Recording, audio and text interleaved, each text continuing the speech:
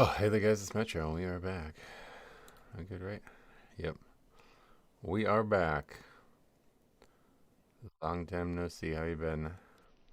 We're back. Anyway, unfortunately, we're probably not going to actually get to play the game today. But we're going to hang out.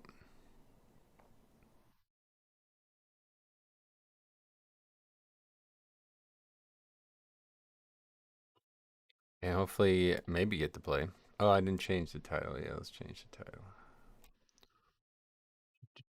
Let's see. How about, what's it called? Wow, let's go Wildwood.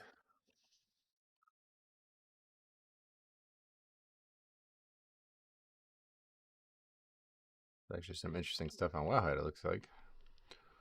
It's called patch 12.0.7 Revelations. I'm actually really looking forward to the story, so I'm probably going to revitalize the second channel there to get the story done. I also want to do some world content on there because that seems actually cool as shit. The new difficulty of world content or whatever.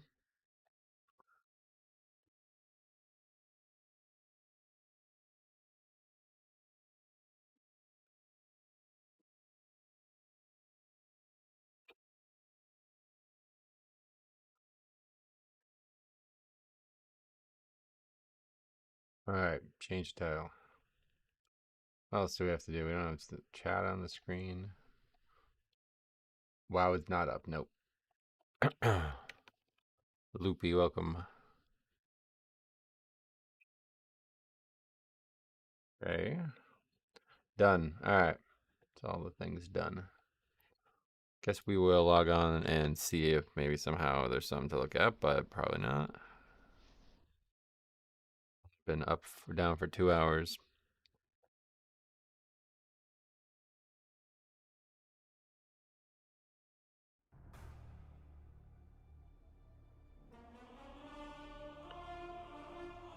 Oh, there's servers though. Yeah, that's crazy. That's a good sign. Yeah, I'm thinking it might be up early today. I'm feeling a kill. I'm ready for it.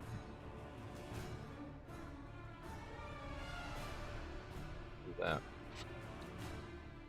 Pokemon Trainer Guest Kanto Edition. What is that?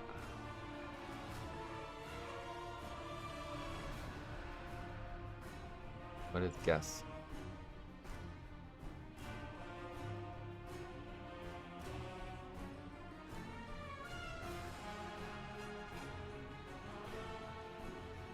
Anyway, long time watcher of YouTube Bob reviews. Sweet. Yeah, there's been some good ones recently, but I hope you enjoyed this weekend's. I know Saturdays or Fridays, I think, was not the best day to publish that one, but man, that was one of the best ones of the season. Hopefully everybody got to see that one. That was fun.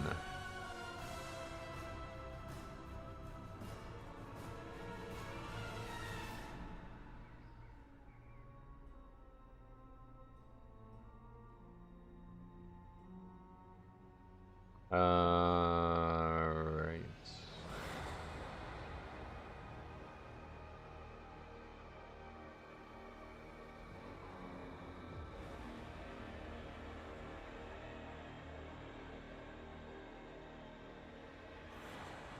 Oh, we already got 2 videos made for this weekend.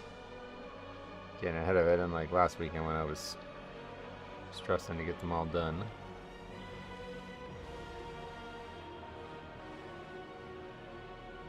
You ready to go? Okay, let's take a look at this because I'm actually really interested to see what. Oh, where'd the posts go? It was just posts. Are they filtered for some reason? Nope, doesn't look like it. Looks like they were removed. Oh no, they're there. That's weird.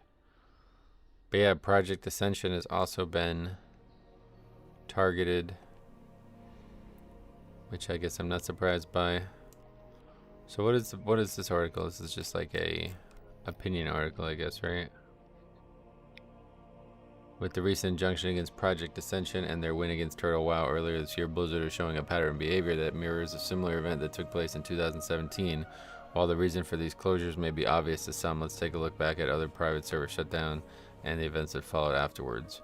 Before Turtle WoW grew to become most popular Classic Plus private server, there was another server that caught Blizzard's attention in 2015. Nostalrius was a vanilla Classic private server that ran on patch 1.12. While the server did not have all of the new content and features of the many modern private servers, Nostalrius was still infringing on Blizzard's IP and soon became one of the largest private servers of all time with over 800,000 accounts registered. Yeah, that's crazy, man. God, that's fucking insane. Fewer than 14 months after launching, Nostalrius was shut down as Blizzard issued a cease and desist, citing breach of copyright. 1.5 years after the shutdown of Nostalrius, Blizzard announced World of Warcraft Classic at 2017 BlizzCon. With all of this in mind, the recent private server shutdown could indicate a familiar pattern. Once all of the major Classic Plus servers have been closed, many believe that Blizzard will finally unveil what's next for WoW Classic. Furthermore, many speculate that this announcement could come as early as BlizzCon 2026 in September. Yeah, you'd hope so. Will you try Classic Plus? Yeah, I don't know. We'll see.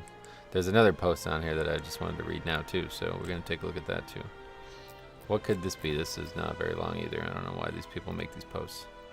Popular Topular, that's the guy's name. While Blizzard continues their fight against private servers and the community speculates about the future of WoW Classic, community data miners have recently shared that heroic and epic versions of World of Warcraft Camelot were discovered. The fuck is that? I wonder if Blizzard will try to hire their staff like they did with Classic. Yeah, with Nostalrius. Oh, I don't think they ever ended up hiring them, but they brought them there to, like, discuss it. It's funny, so that first article we just read did not tell a very good depiction of that. So what happened was, I guess it would have been like maybe 2015 when that happened. But yeah, they contacted, like they C&D'd Nostalrius. And at first, the Nostalrius team was going to fight it because they believed that they were going to get away with it. And then apparently they got somehow in communication with Blizzard. And Blizzard told them that they were shutting them down with the intention of making their own Classic. And at that point, they invited them out to Blizzard headquarters. Some of the guys from Nostalrius thought they were going to be like arrested when they landed, but they went anyway. And they talked to Blizzard about what their goals were with their project. And, you know, I guess a lot of like Blizzard asked them questions about how they manage certain issues and stuff like that. And then, so this would have been like 2015. A couple months only, maybe like 5 or 6 months before BlizzCon, or probably 16, I guess, based on those numbers. But anyway, it was right before BlizzCon. And so they went home, basically agreed to shut down their server. And then BlizzCon came and went without announcing Classic. So the people from Nostalrius thought they had been lied to. They thought it was all some kind of fake, like some ruse to get them to agree to shut it down. So then the Nostalrius people resurfaced and disseminated all of their stuff. Like they just spread it all over the internet. And they're like, listen, anybody could use this now. We got lied to, basically. And they didn't trust Blizzard anymore at that point. So that was actually crazy that happened. So Nostalrius basically relaunched under a different banner because all the character stuff was there. And then a year later, Blizzard actually announced proper Classic. And by that point, Elysium had already cannibalized itself. Thanks to Alex's contribution to that too. But yeah, it was a fucking wild ride, dude. The time from the beginning of Nostalrius to the end of Elysium was like an insane time in WoW's history. Anyway, I like Classic, but I played it when it came out in vanilla, so it's kind of boring to do the same raids again. Yeah, endgame Classic is not fun. It's like, I think, you know, the thing I like about endgame Classic and that I've been dabbling with is like to make it like a playthrough. Like you just beat it once kind of thing. You know what I mean? Like that would be fun. Or you beat it as often as you need to be able to beat the next thing once. You know what I mean? It's not something that you do like retail where you do it week after week after week. So I like that concept of Classic, and I think that would be really cool. I was talking about this before, but one of the major, well, pretty much the only thing that would really get me interested in a Classic Plus concept was if they had like a remix type power scale where you could level and progress infinitely and eventually solo all the content. If they do that, I will be in. I will be checking it out. But Anyway, Camelot is just a name for the developers. Apparently, Diablo 4 was named Ferris for developers. Classic Plus was Sod for me. Love Sod to death. Yeah, Sod was really good. I'm actually, yeah. I don't know. And Blame the Tank says, do we think the servers will actually be down for 8 hours today? I don't think so, no. I've been playing Hardcore Classic. It'll make you pucker for sure. Yeah, I'm not a fan of like the hardcore concept. I don't really think that's like a WoW thing, to be honest. My personal issue with any Classic version is that it's all warriors and mages in endgame. Well, that's for like 1x Classic, but hopefully with new versions of Classic that will be changed just like they did with Sod. Anyway, I want to read this. So what does it say? New heroic and epic licenses for the World of Warcraft Camelot were pushed. Not much information about it, but it looks like a brand new WoW game unrelated to the current Midnight/Titan. I suspect Classic Plus everyone talks about. Okay, I did look more and can confirm it's 100%. 100%. Patch 1.6 is mainline Camelot. Patch 1.6, what? Meant to be 1.60, I guess. Is that what that's meant to be? That's a big jump from wherever we were at. Well, Blizzard has not officially revealed any information related to this new mainline game. It has been confirmed that it's related to this mysterious patch 1.60 that has been visible on Blizzard's internal servers since October 2025. 0.60.0. What the fuck? That's really weird. Why 60? Of all the various teases from the Blizzard yearbook, streamers visiting Blizzard head campus, and executive producer Holly Longdale being theatrically cut off before announcing something new during the State of Azeroth presentation earlier this year, speculation is running wild on what could be next for WoW Classic. Whenever this Project Camelot turns out to be, Blizzard is apparently considering 2 separate purchase options for the game once it becomes available. Will these versions exclude... Oh yeah, of course they're going to exclude that. Anyway, so yeah, I don't know, man. That's pretty fucking... I'm interested. This is like... I feel like we're on... like...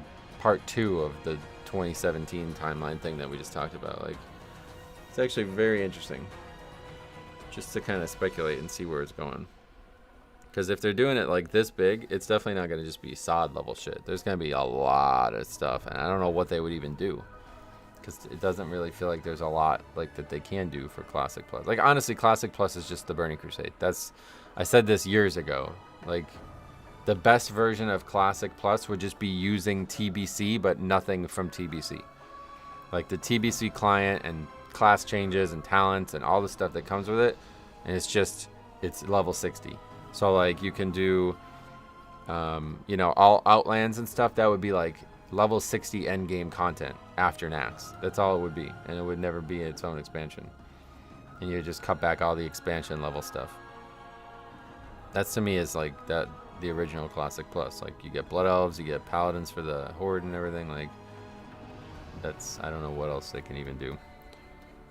Yeah, I mean Wrath, yeah, a lot. Like that's what we've been doing, messing on the second channel with the Azeroth core. So you can basically just make like Classic Plus that just extends up to the 80 level content, but you're still level 60. You know what I mean? Anyway, what else? My personal issue with any I would like to see more Sod type versions. Classic Plus was fun, but the top 50 raiders were all warriors, basically. Well, they haven't done Classic Plus yet. That's the thing we're talking about now. You're talking about the anniversary, probably, but yeah.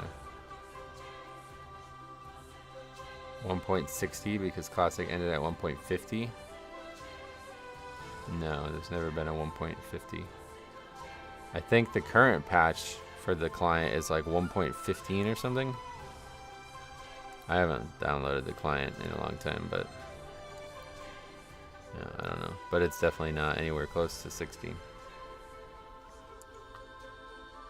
But yeah, like, so Anniversary was just another refresh. Like, it's just Classic 1.12 times 2, right? Like, it's just the same thing. It's just a second launch of it. But this is like a whole new version of WoW that they're trying to make inside Classic. And a lot of people have been doing that. Classic was 1.14. I think it's up to 1.15 now. Let me take a look. I think there's like a website that has all the Classic WoW clients builds.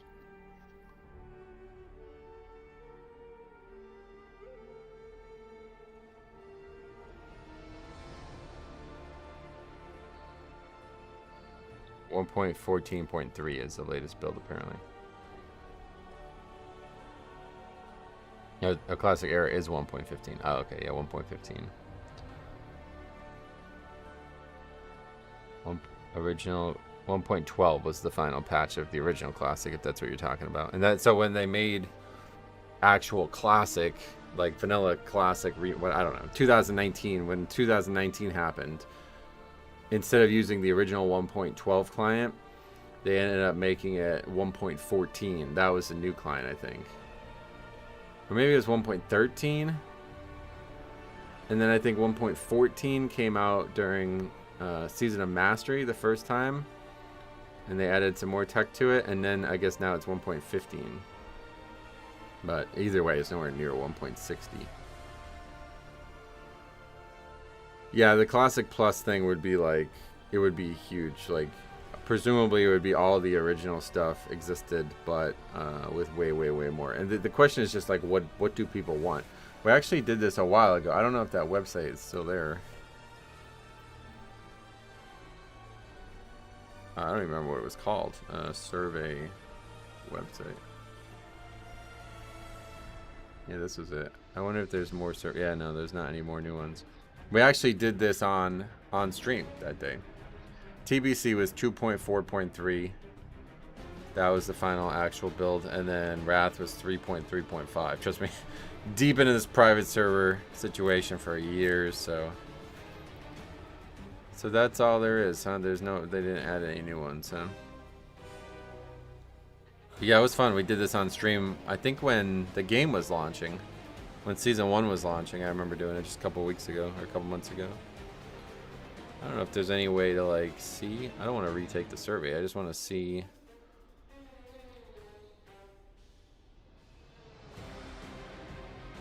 I want to see, like, what people are saying nowadays here. What is it that they want?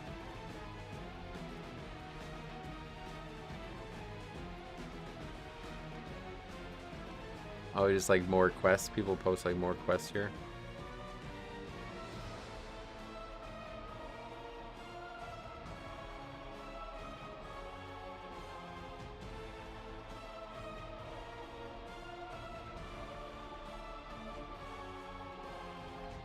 Yeah, and then people like vote on it, whether or not they like it. It's kind of interesting. TBC is now 2.5.5. Yeah, they added a new like client version for actual TBC anniversary as well. Wait, what is that? Oh, Whirlwind questline becomes a level 30 Shaman quest for Air Totem. Final turn in gave Whirlwind weapons and Air Totem. The NPC is already a Shaman quest giver and a Shaman.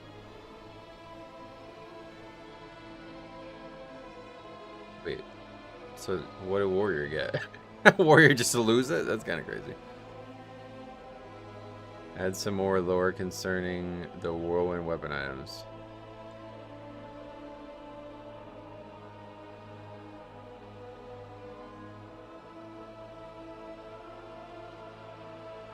Like laggy. Wow, that's cool. Yeah, there's like a lot. People like made lots of stuff.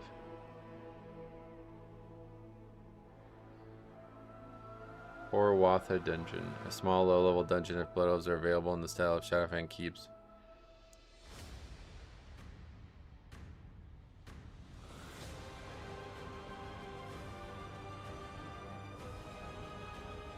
But yeah, I really think you can just add like maybe all the way through Wrath content and just make it all like progressively steeped upward in difficulty, but keep level 60 as the cap. So what I really like is the idea of all of that, but like you can still level, but it's not required. So like you could technically enter, you know, ICC at level 60, but you gain experience while raiding. I think that would be a great idea and great way to do it. So you keep getting new talent points instead of like some new overhauled system. I don't think Blizzard would do this, but this is how I've done it. Instead of some like crazy new overhauled infinite power system, you just keep leveling and you keep the talent points, because the problem with it Blizzard doesn't seem to like is like when you just get every single talent point. But I like that idea. Like eventually you would have all 3 trees maxed out. You know what I mean? Like that could happen. So I really like that idea. But you know, I don't think Blizzard would do that. But then I think that would be really cool because it's like another power creep, another way instead of like making a whole new system. Yeah, like Paragon levels. That's what I like. Like basically, it's exactly Paragon levels. Yeah, I like that idea. So you have to hit 60 to hit, you know, to get into end game content, but you can keep leveling, doing all content. Like, and I think you could make the whole game scale at that point. Like you can maybe it could be optional, but you can make it so you can actually do quests to get more levels as well, or you just kill raid bosses and dungeon bosses and you get experience that way, you know. I watched your old streams from Legion. It was good times getting into pugging, and then later you enjoyed it a lot. Oh yeah, there's a lot of old videos out there still. If you ever want to watch the old stuff, you can. Wouldn't that be the dream, like Paragon levels? But yeah, Blizzard I don't think would ever do that. No, I don't really think they would, but you never know. Well, I think they could. Why would it make PvP brutal? I think they could. They just have to change the way the whole game works, basically. On a bit early, Faxi. No, that's a normal time. I mean, I gotta go. We have games tonight. We have 2 games tonight, so unfortunately, Blizzard doesn't. You know, I don't know. Can't do much about it. I gotta go by 5 again, so.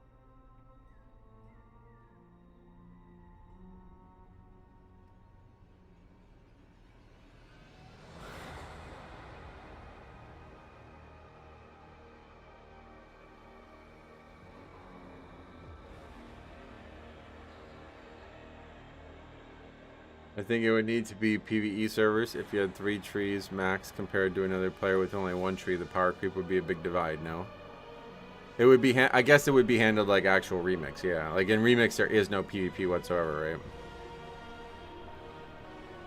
But yeah, did YouTube change their layout? Maybe. I don't know.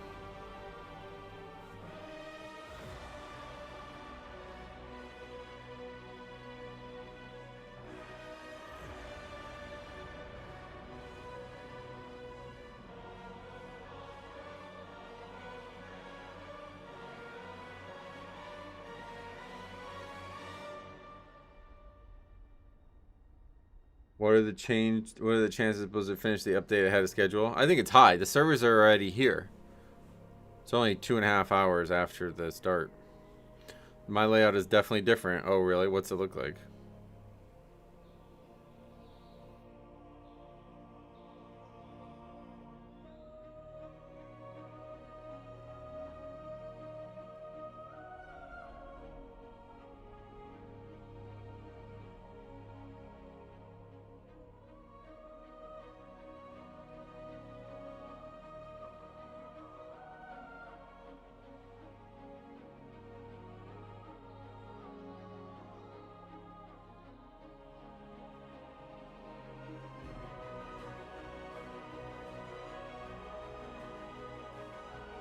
Chat box is way wider. Oh, yeah. Well, is it good or bad, do you think? Got to figure out how to record runs. Oh, super easy. Yeah, just download OBS, press record, basically.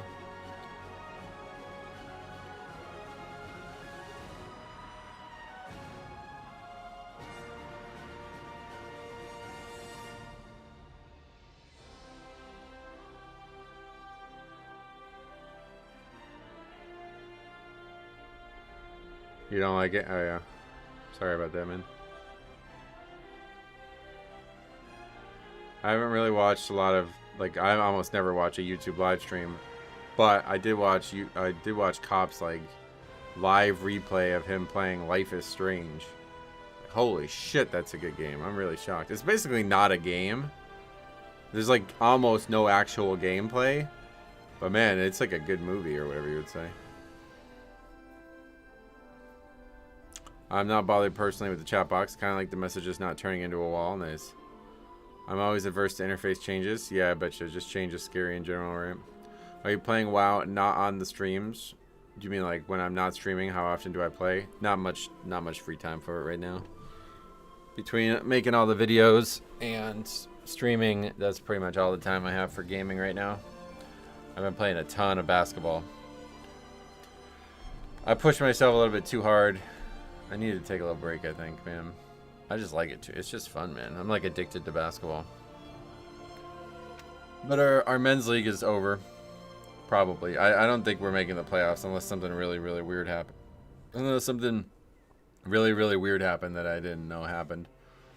I think that's it for our men's league. But I'm probably going to play again. There's a new one coming up.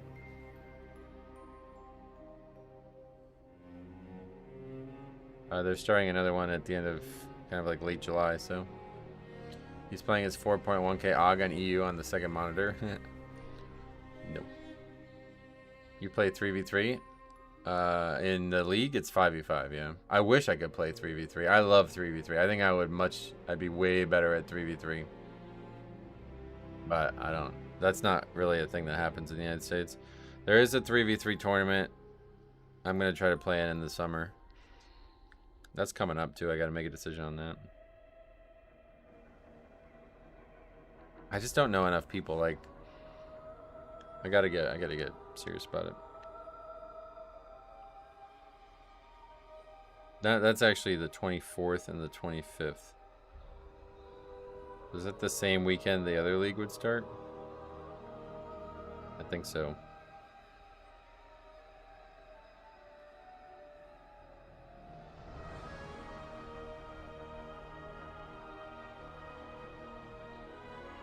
To the subway, what's up?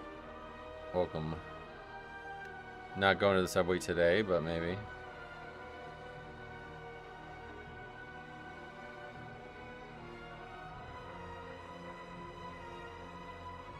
July 17th I have for that registration. And I think it's July 6th for the men's league. Here's the dilemma, right? Alright, so I played in this men's league as like a pickup group basically. It's like I pugged it basically. And we got assigned like a team and all of us got put together, okay? So honestly, I think it went really well. Like, I really enjoyed the guys that we played with for the most part, like individually. If it was just me and one of them, or you know, like whatever you want to say, like if there wasn't the team element to it, I really, really enjoyed being around them all. And they're all good players and respectful people. But there was like a lot of issues with the team because one, there was 10 people, which is just way too many for a men's league. Like that's ridiculous. Like really all you need is 6 or 7 probably. So that really sucked. It made it really hard. And then on top of that, there was like a great divide in terms of skill level. Like there was really like, I would say I was probably the 6th best person on the team. And I mean, maybe even the 7th, really. I really struggle in the men's league because there's so many tall people. I just can't really play the game I normally like to play. But anyway, yeah, I definitely was not one of the best players on that team. But the one, especially the one guy, really maybe 2 or 3 guys were just like, they kind of were just kind of entitled. Like I mean, I get it. You paid money to play in a league. I think they thought that meant like I paid to play basketball. It's like, no, you play to be part of this team, and this team wants to win games, so you don't get as many minutes as you might like because you're not very good. You know what I mean? And it's like, I was happy to sit. Like I was like, I'd rather fucking win, man. I'd rather win for sure. But I don't know. It was like a really tough situation. So I'm deciding, like, do I want to just be a free agent again and potentially deal with that a second time?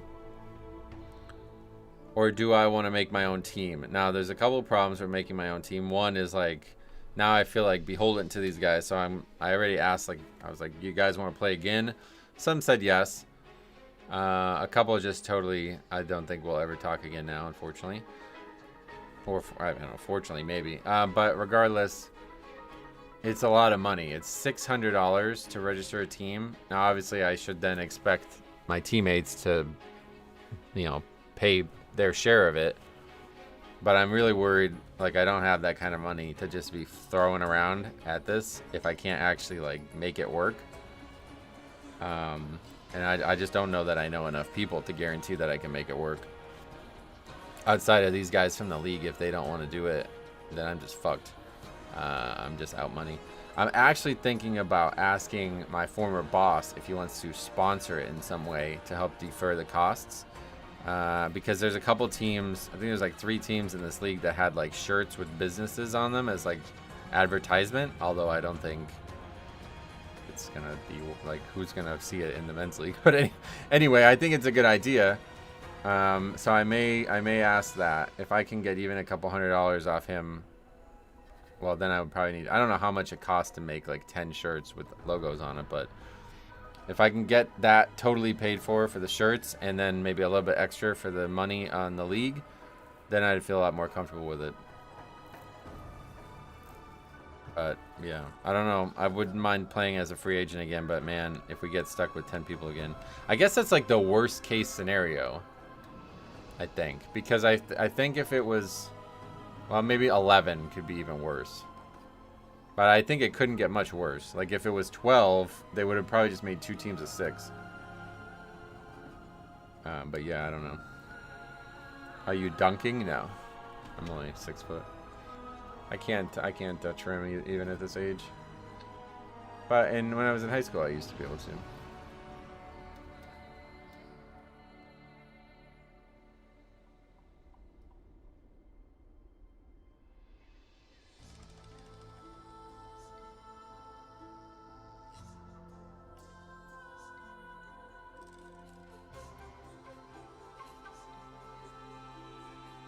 Yeah, I have to decide that. I don't know. It's only $85 for 8 games, which is really actually a good deal. Now that I've seen what it is, I actually think that's a good deal. The problem is like actually being on a team with randoms. It's a little bit, I'm definitely apprehensive of that. I think, like I said, we got lucky, but I don't know. It couldn't be that. I don't know. I think it could go better. I think it could actually go better. I think like scenarios that could play out that would be better would be like, I'm the best player on the team, not to be like egomaniac, but then I feel like there wouldn't be this like weird, like, all right, some people are way better than others, so you have to be like determining who's playing. Because like I was the captain of the team because nobody else wanted to be. But you know what I mean? Like, I'm not even the best player on the team. So it's like, just let them play, dude. They're fucking good. Like, do you want to win or lose? Like, I'd rather win. So just let them play. I'll sit here and watch them play, man. I don't even care. I think I'd enjoy, like, coaching the team just as much as I would playing in the game. But if I was, like, the main option on the team, then it's easy. Then I can be like, all right, come on. I'm in. You guys are in. I'm subbing out. You're coming in. You know what I mean? Like, there would be an easier, like, form of leadership. But when there's like 4 or 5 really good players who all don't know each other, they're all like having different expectations and they don't want to like submit, you know what I mean? They don't want to be the guy who gets sat out. So we had that like big issue where it's like the best players just wouldn't willingly sub out. And I mean, that makes it difficult. I don't know.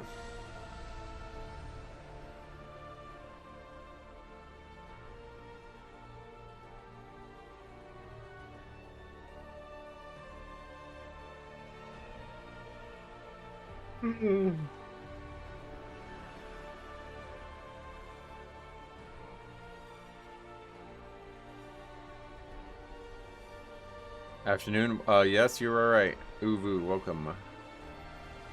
You got it right.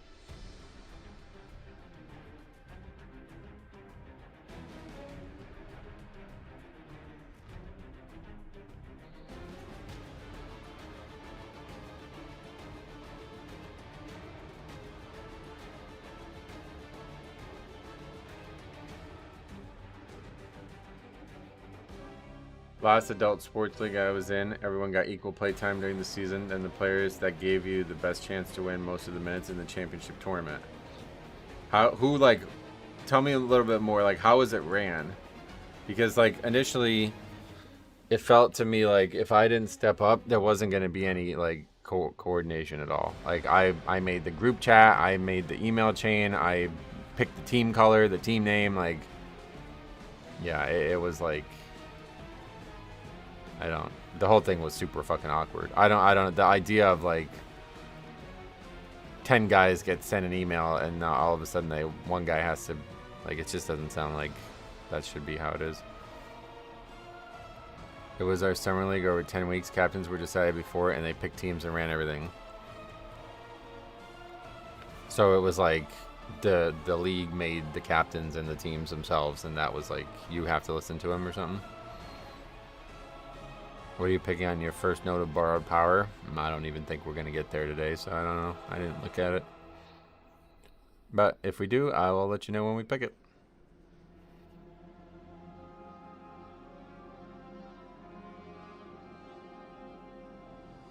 League decided captains, they were the players with the most experience that volunteered to run it. Oh, okay. So that's way different than this then. So this is basically like, you're meant to register a team, I think. Like, they probably originally just wanted you to register a team, and that was the only way to get into the league. But then there was probably a bunch of people who were like, wait, I want to be in the league, but I don't have a team. You know what I mean? So they were like, well, we like money. So yeah, you can just give us money and we'll make a team for you. But that's it. Like, they're like, yeah, you guys are on a team, by the way. And that was it. That was like the end of the... It's like, you got to figure everything else out. You got to figure out your team color, your name, who's the captain, when you do everything else. So it worked out, like I said, because I don't mind doing it. But I swear, if I didn't do it, it wasn't going to happen. And there probably wouldn't even have been a team with 10 different people. So, yeah, I don't know. The whole thing was like, it worked out. It's like, typically, I think like the thing that's most notable about it is that, like, usually I would be very... like socially anxious in those moments, but it all worked out, and I think that's rare. Like, I'm surprised it all worked out, even though at times it didn't like work out for everybody else. For me, it worked out, and I could see that not happening. Like, based on that, like, it could go way worse, but it could also go better. I think it could go, like, if we actually had 7 guys and they were all like mid, basically there was like 2 guys, I would really say probably 3 guys who were like exceptional. Well, really, maybe, I don't know. There's one guy who was just like crazy, and then another guy who probably should have been crazy, but he got hurt, and I don't know that we ever got to see his true potential. He wants to play again, and I like that guy. But I'm pretty good, so I think if they're better than me, then they're pretty damn good.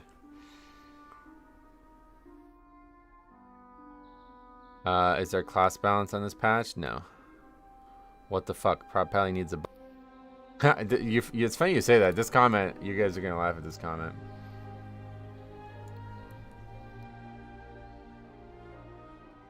Check out this comment from this video. This was the Gex run where what is this one? Oh, no, this is the one where this is the 8 where the tank gets farmed or whatever. And okay, so the comment, this is a comment. Still no idea why people are even rolling tanks other than Prop Paladin this season. I legit do not have these issues, like, ever. In fact, I don't take any damage at all.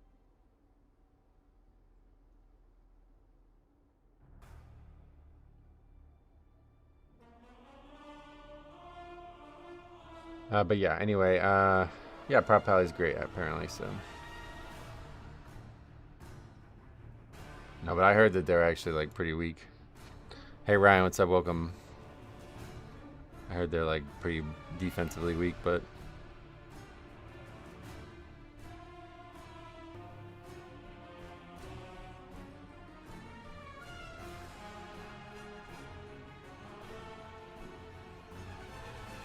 Absolutely elite low-key tank because of their huge damage and utility. Yeah, to be honest, yeah. I mean, if they somehow were unkillable, they'd probably be the best tank, right? They've always had that jack-of-all-trades kit. I've talked to take is them to be overpowered in any one of these facets, and if they are, then they're the best tank. But until they are, then they're just a jack of all trades, master of none type tank. Back then, they were never good damage dealers. They didn't have Divine Toll and shit yet.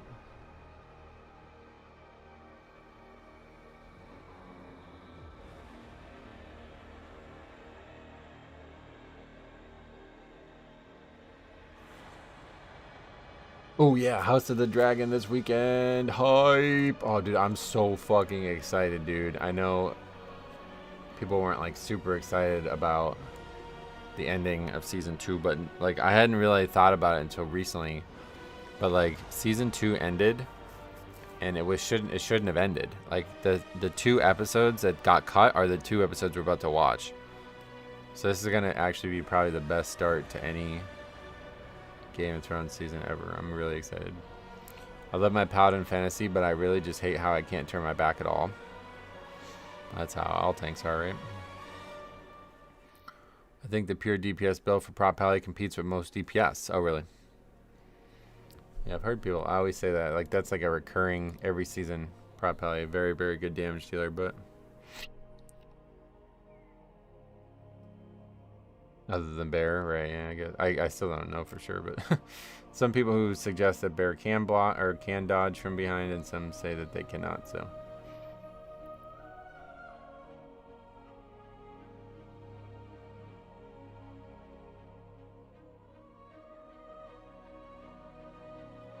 not for Druid tanks. Don't need to turn their back, right? Don't need to turn their back. That's what we were just. Yeah, some people say they can dodge from behind. I've never tested it, and people are saying that that it's not true. So I don't know. Never in a million years am I inviting Prop Pally to a 19 though. Oh yeah. Are they like the least represented in the hierarchies?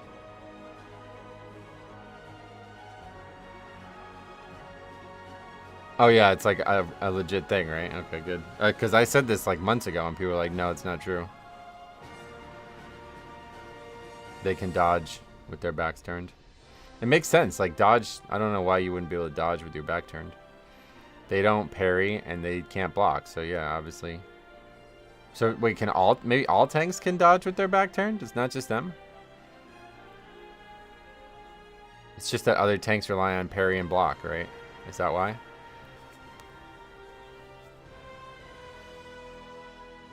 It's a bear only thing, huh?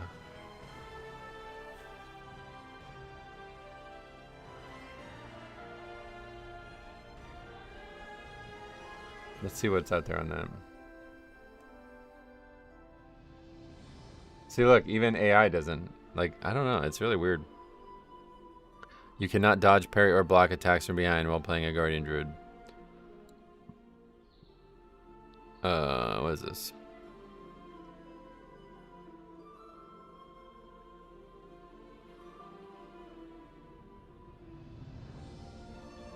Okay, so yeah. There's like an argument about it, I guess. That was more like a joke than an argument. There's another comment later in the thread.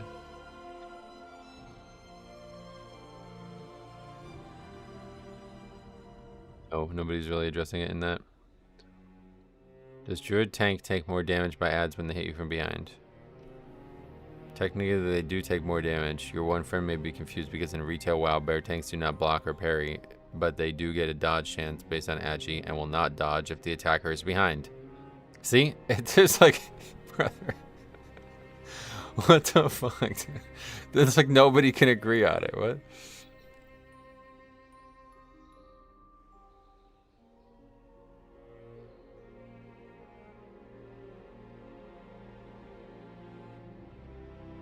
I believe you only get the armor rating buff from being frontal for Pally. No, that's not true. Armor is no matter what, even if you're not facing an enemy. Obviously, there's like ambient physical damage too. The fact that AI even mentions parry and block regarding bear makes me question its answer. Well, usually what I do when I look at that is I go like there's like a you know, a thread that it's supposed to be based on. Because like AI doesn't know shit, it just makes it up basically and just gets it from info. So it's literally just those two threads. That's where it's coming from.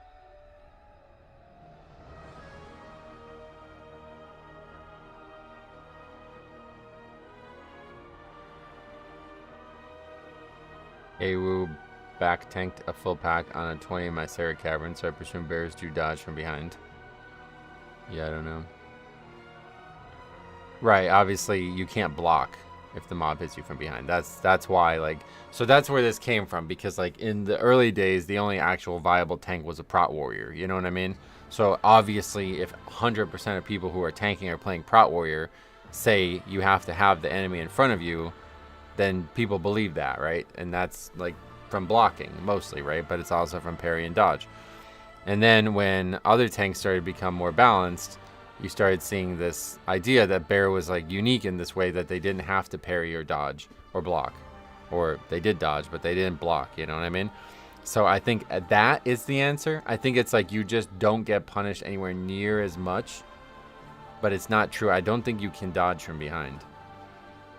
I don't think it's true. I think you cannot dodge from behind. It's just that bear doesn't really care, because like I don't know how much base dodge they would have, but it's like not their main mitigation tool. It's not like Blood Death Knight's AMS, or not like Blood Death Knight's Dancing Rune Weapon, you know what I mean? Where it's like your main defensive source, parrying the spells or the attacks. While loading screen tooltip says you cannot block attacks from behind. Right, obviously you can't block, yeah. That one, I don't think anybody questions that. I stopped playing retail, but I always love watching your Keystone Judgment videos. Judgments. Don't think that's what I would call them. According to WoW Meta, 80% of keys done from 16 to 24 are done by bear and monk only. Yeah, that's crazy. I had that up before. A popular choice. I really wish you could actually set like an actual parameter on that yourself, but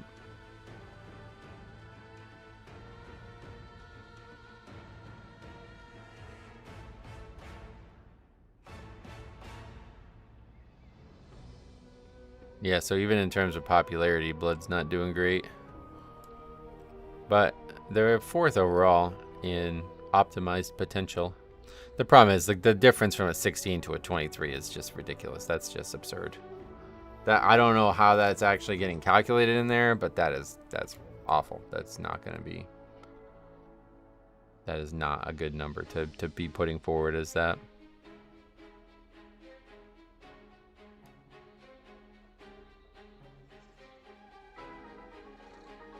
Yeah, in that case. Oh yeah, in that case, Prop Paladin's actually last overall. I said that they were 5th best overall. I'd like to see 16 and 19. Yeah, I like if you can just have a parameter, like you can put your own number here. Because obviously we don't care about 2 to 8. Like who the fuck is looking at optimized potential in 2 to 8? It's funny that the numbers are so close though. Way different in the higher keys. I mean, Prot Warrior recently started to Death Strike in keys. How? What'd you do? Chat? Like you hacked the game or something? I think you might get banned for that, bro.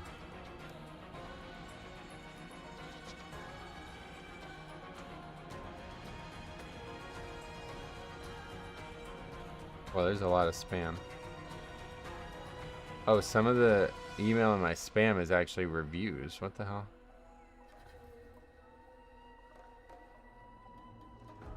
Wow, I haven't like checked the spam in a while.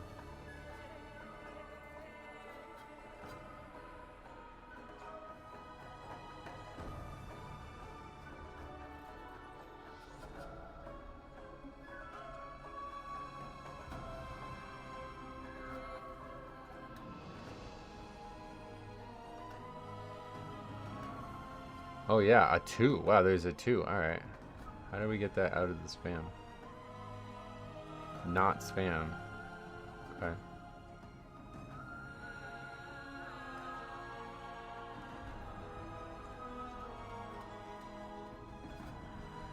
Anyway, for low keys, are they accounting for the fact that it's new players? It's just based on stats. Like, I don't think it has any, there's no opinion there, you know? Nothing is being accounted for other than success rate. I got 17 resilient on Prop Pally before the mid-season buffs, then I quit. Oh yeah. That's on 290 item level getting declined over 12 keys. Well, you can only take 5 people. What do you mean? Feel like out of the low keys I've done this season on alts, it's always the Blood Death Knights who are terrified to pull big. I keep reviewing footage from really bad Blood Death Knights, and it's really making me, it's like, it's super obvious why people don't want to play with them now.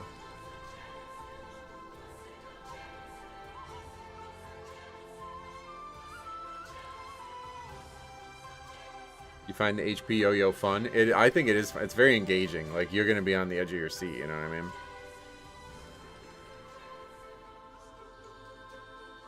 Yeah, obviously all tanks are totally fine in like 12s, obviously. Yeah, that's why I was laughing at that guy who was saying like, oh, you should only play Prop Pally. They're so good. I know because I'm doing a 10.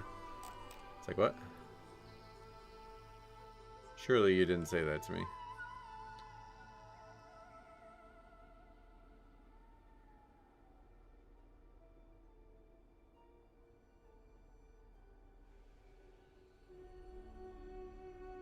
Wonder how much the new borrowed power thing will boost IO. I don't know. People are saying that it's like very, very, very, very little power. I think there's more HP and gain from the gear though, right?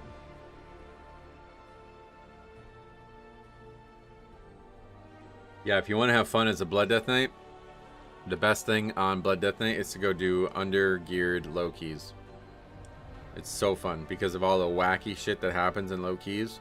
But, like, the yo-yo is everywhere. First note isn't much. In a few weeks, though, it will be. Oh, really? The Sporefall gear is bigger. Getcha. Usually just the MDI playing a small part in tank choice. You mean you're not getting invites with your Prop Pally? Yeah, I don't know. I don't think that's why anybody cares about that for 12. I doubt that, you know?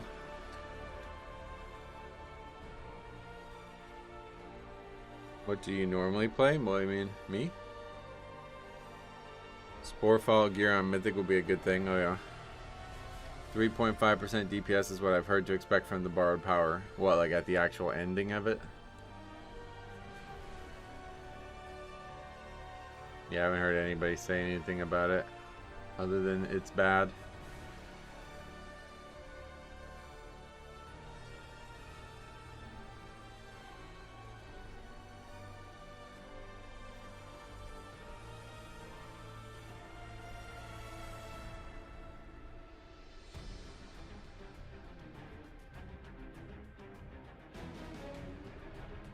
Do we farm something new this patch? I'm not sure how you get the power, to be honest.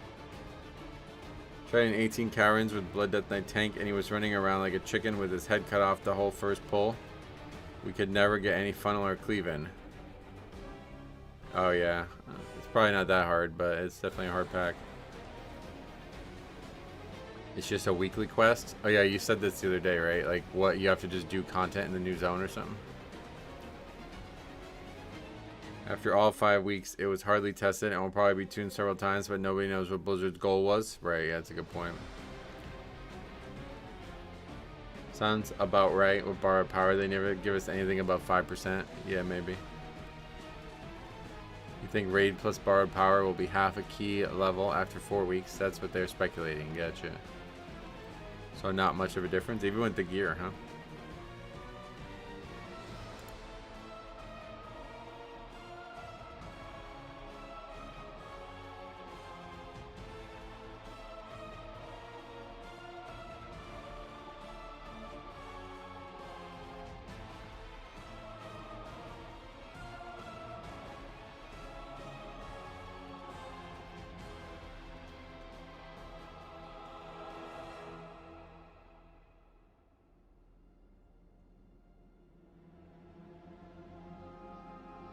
I think the gear alone is like 1 key level. Yeah, I think so, right?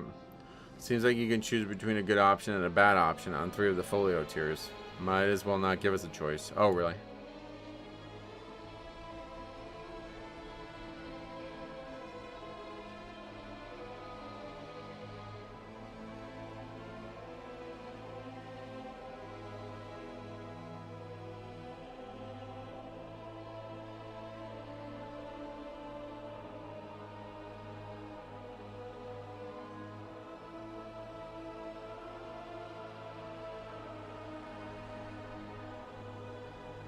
Baxter, you're gonna try and get into a mythic raid for the new boss today. I don't know. You'll have to ask him. Seems that I heard that. Or yeah, my guild's doing it tonight. Oh yeah. Hopefully it's stable for you.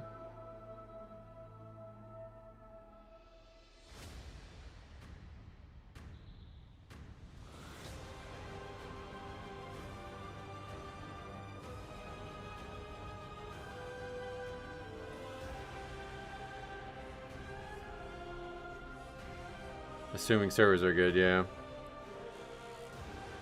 Umuriel, welcome.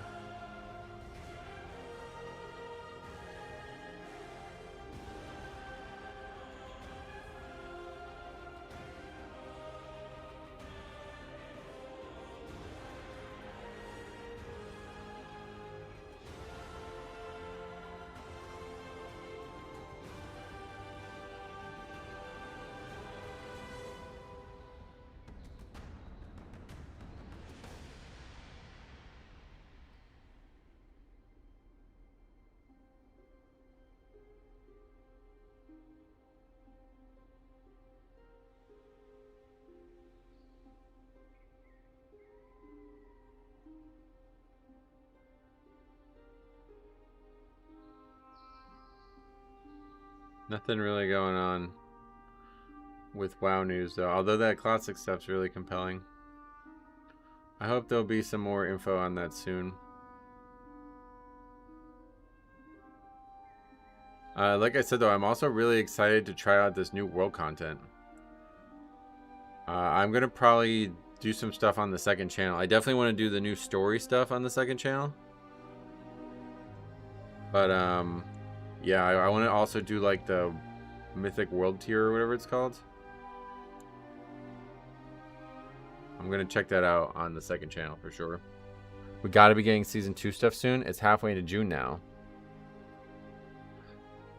Now that this patch is out, I think, yeah, probably next week for sure. Maybe even this week.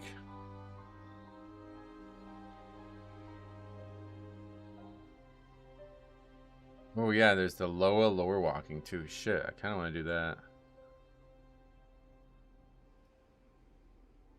Ah, damn, that seems like that would be cool too. Fuck.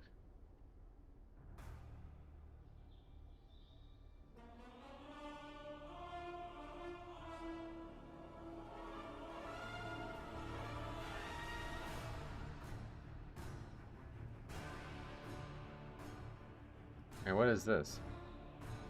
Wowhead says, beckon a bronze whelpling to capture victorious moments or become encased in ash as embers of a Mirjusel rain from above. What's that, a toy?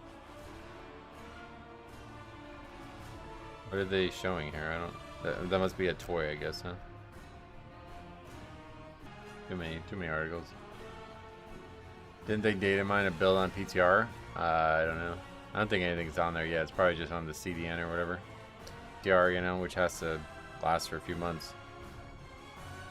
Yeah, I mean, like, even if there was 8 weeks, yeah, that's actually a great point. Like, even if there was 8 weeks, you gotta think at least 5 weeks of PTR testing, right? So that means that has to start, like, next week, pretty much.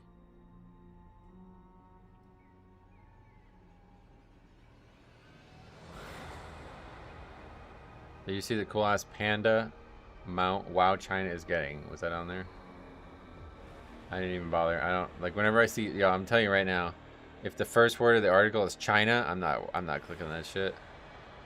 Cause they always get way different shit, and it's just stupid as fuck. I really don't believe in this. Like, this should not be how the company works. That's the mount. See, I totally, brother. This is not fair, man. It's such bullshit.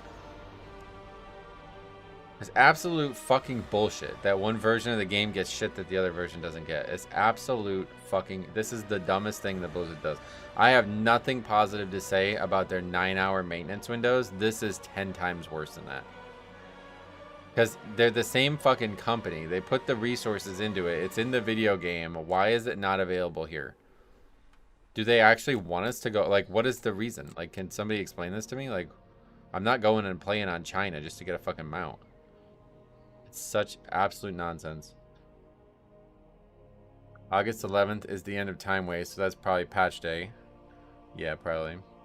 Hey Dave, what's up? Welcome. Looking like a long wait time for servers? Maybe.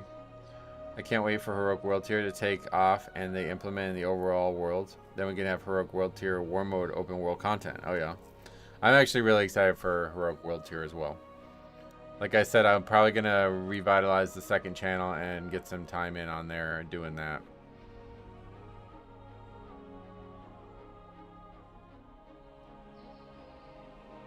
I'm not sure what we're going to do. It might not be very long, but I definitely want to check it out. Baxy's sticking with his choice of Tuesday after BlizzCon for season starting. I'm going to try Feral DPS when the time ways come up. Will probably be really easy to catch up. Oh yeah. Guild did all the raid meta achievements last night. Fun mechanics that could actually be on bosses, to be honest. I like the raid metas. I always thought that they could have did that. Like, that, because if you're not familiar with how this all started, in Wrath, they wanted to add, like, hard mode. And it was, like, a divergent branch from them adding it. I don't think it was intentional. Like, basically, in Old War, they had hard mode bosses, and those hard mode bosses were basically just like achievement type things. Like, there weren't mythic difficulty with one new mechanic and just way higher tuning. It was actually like a new mechanic like that, like doing some random thing in the middle of the fight that was hard, right? And if you did it, you would get extra gear.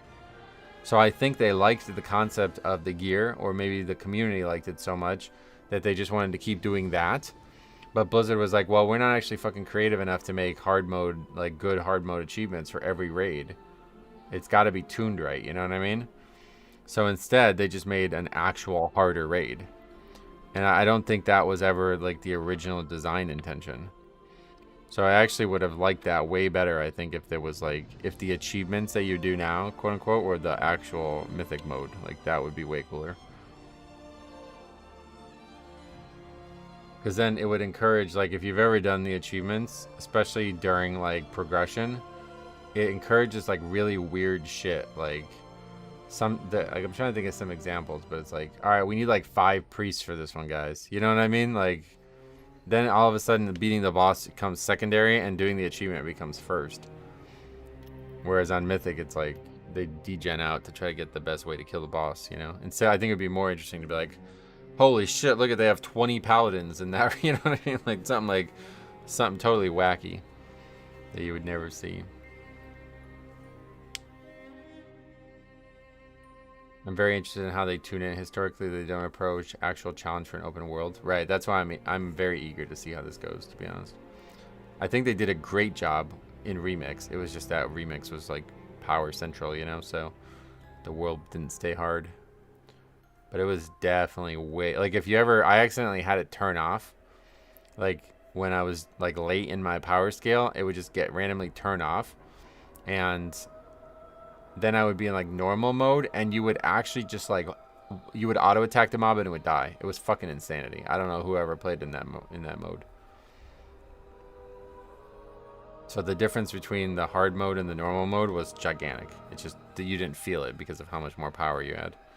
What time is server supposed to be up? It's on the launcher. 3 p.m. PDT. There's this Weeping Angels mechanic where you have to look at your shade mid-fight randomly for Salad Bar Boss Man. Oh, yeah. Well, I don't know anything about any of the fights, but all I know is in the past, I always liked the idea. They aren't creative enough to make a single seasonal Mythic Plus affix anymore. Yeah. That's what I mean. It's just like a lot of pressure to make like interesting mechanics on shit like that, you know what I mean? Like creative, interesting mechanics. Taking Algalon in Wrath Classic was so much fun. Oh, why?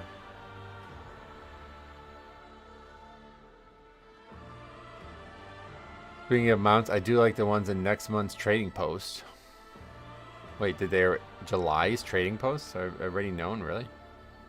Where do you see that?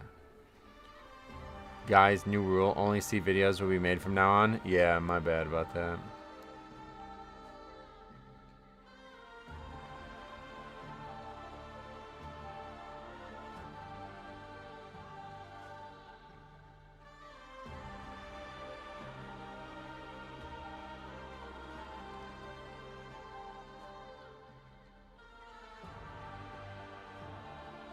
I felt like they really took the feedback on Thundering personal.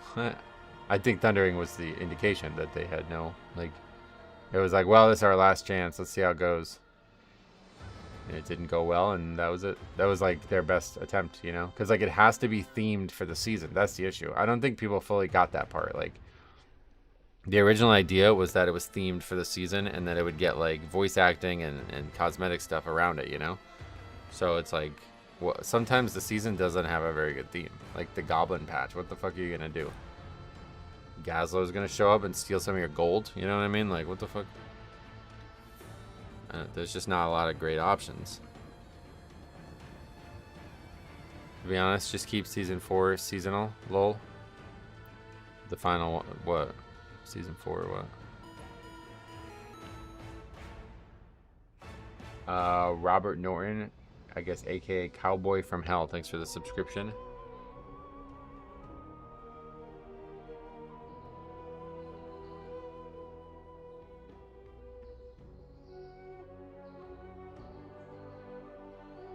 BFA Season 4. Oh, right. Did achievements exist when Old War Hard Mode came out? Yeah, so Wrath was the first time achievements. So that's what I was saying. Like, they had just made the achievement system in Wrath. It's very, very likely that Old War was, like, made by Jeff Kaplan and his team still before he departed for Titan. So I would imagine that, like, the concept was to have achievements and rating become hand in hand. You know what I mean? Like, lockstep. That was how it was going in the future. And it was never meant to evolve into like Mythic, where it's now like this fucking ultra tuned sweaty mode. You know what I mean? Back then it was meant to be like, all right, this is like a fun but challenging thing you can do to demonstrate your mastery over the encounter. And then it evolved into this. Are you going to do Heroic Zones? The world tier thing? If so, yeah, we're going to do it on the second channel. I mean, today, I don't know what we're going to get done, if any. I think we probably won't even get to be logged on today, but at some point I will be checking that on the second channel. I'm going to do that and all the new lore stuff on the second channel. Best one on Voidspire. Voracious has a small dino that you need to walk over the meat piles left by the tick ads and get to 9 stacks. Then baby dino takes a food nap. Nice. We did like from Dragonflight at the end of the War Within. I went back and soloed all the ones in Dragonflight, and they were fucking good. Well, we only got 2 out of the 3 raids, but yeah, they were cool. There was that one with the frog. Oh my god, it fucking tilted me so hard. I don't know how many people actually watched me do that, but man, was that annoying. I remember calling Mimiron hard mode Firefighter back then too, but it was so long ago, I might have it twisted. Firefighter was what, the name of the achievement? Well, that's what I mean. There was no difficulty hard mode. It was like achievements that were giving you extra rep or extra loot, and that was how you did them. I think the achievement for Mimiron was clicking that button, and then it made the fight harder though. Like some of the fights were actually just harder, right? Like what was the, somebody brought up before, like the XT, the boss, like the 4th boss one, that was like an actual hard mode. Like you had to burn it. Like it was just, there was no achievement. It was just do way more damage. Extra and higher item level loot. Yeah. Was it actually higher item level back then? I didn't even know that.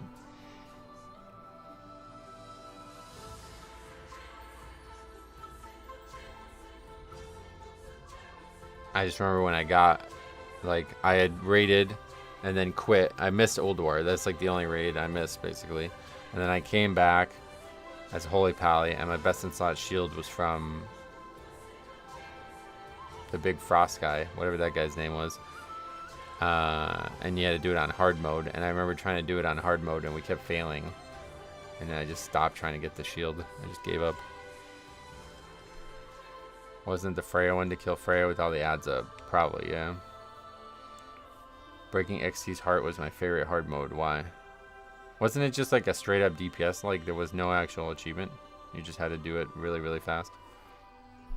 So there's already indication that like they didn't have a super creative thing. That's what I mean. Like I think they just didn't want to pigeonhole themselves into having to be creative on every single boss. Hodir, that was the name, yeah. Oh, right, of course. Sons of Hodir, I should have realized.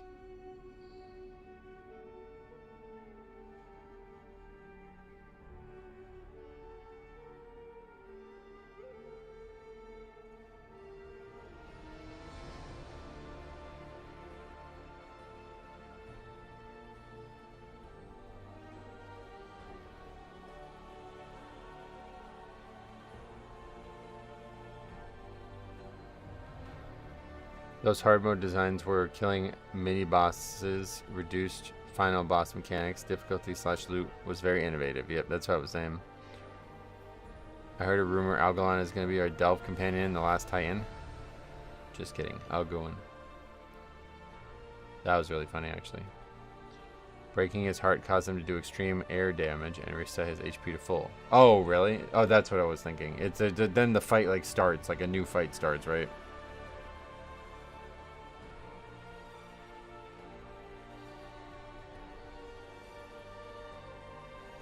Who's excited for another weekly console? We need to power up that requires yet another currency that they will abandon in 8 weeks. It doesn't seem like you're going to be able to abandon it.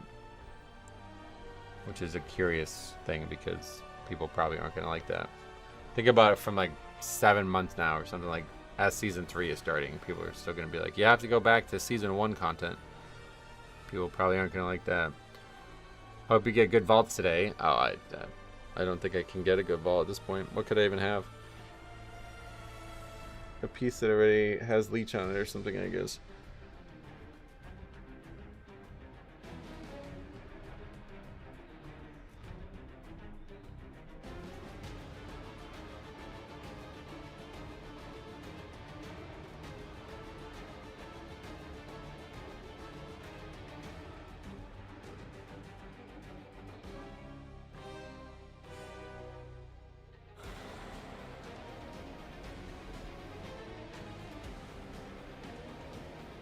Jewel slot vault day socket, you mean? I think I have all my sockets now.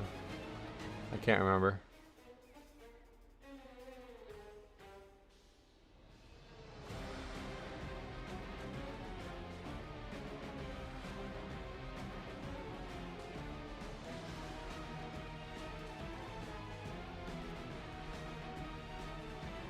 Vaults have been reroll tokens if vault doesn't contain BIS. Now I'm at the point where if it doesn't have an avoidance leech, etc., it's a socket or soon just gold. Yeah, just gold.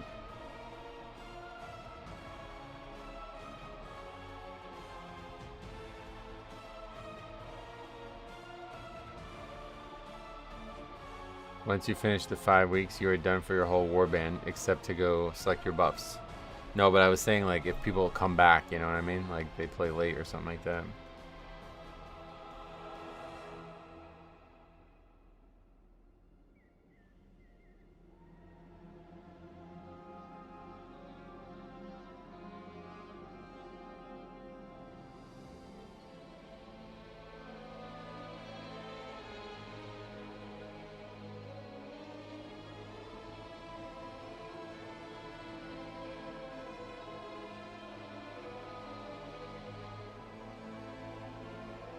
Do you have any goals for this season for Mythic Plus?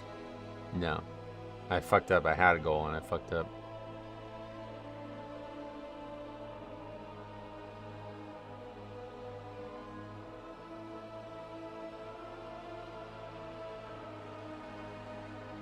I need 3 sockets still because I wasted tokens on extra rolls. Oh, really?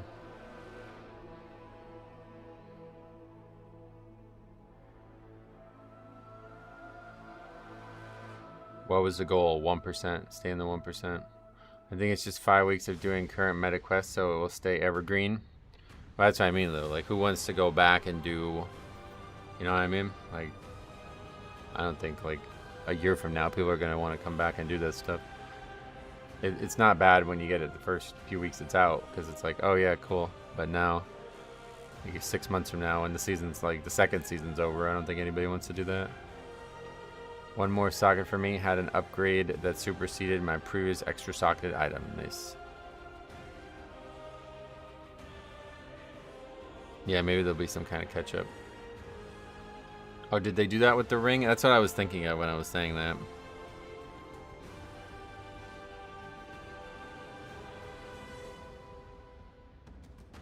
The second week quest is to collect items from ritual sites. Oh, for real? Holy shit. I didn't know it was going to be like that.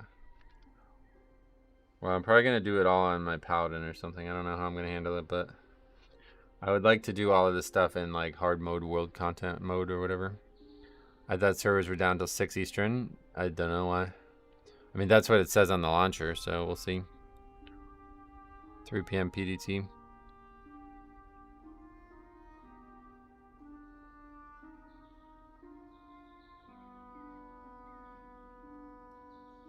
Hey, Metro, what's up, Jazz? Welcome. Third week is Void Assaults, I think. Oh, yeah. Jeez. Well, that'll be interesting.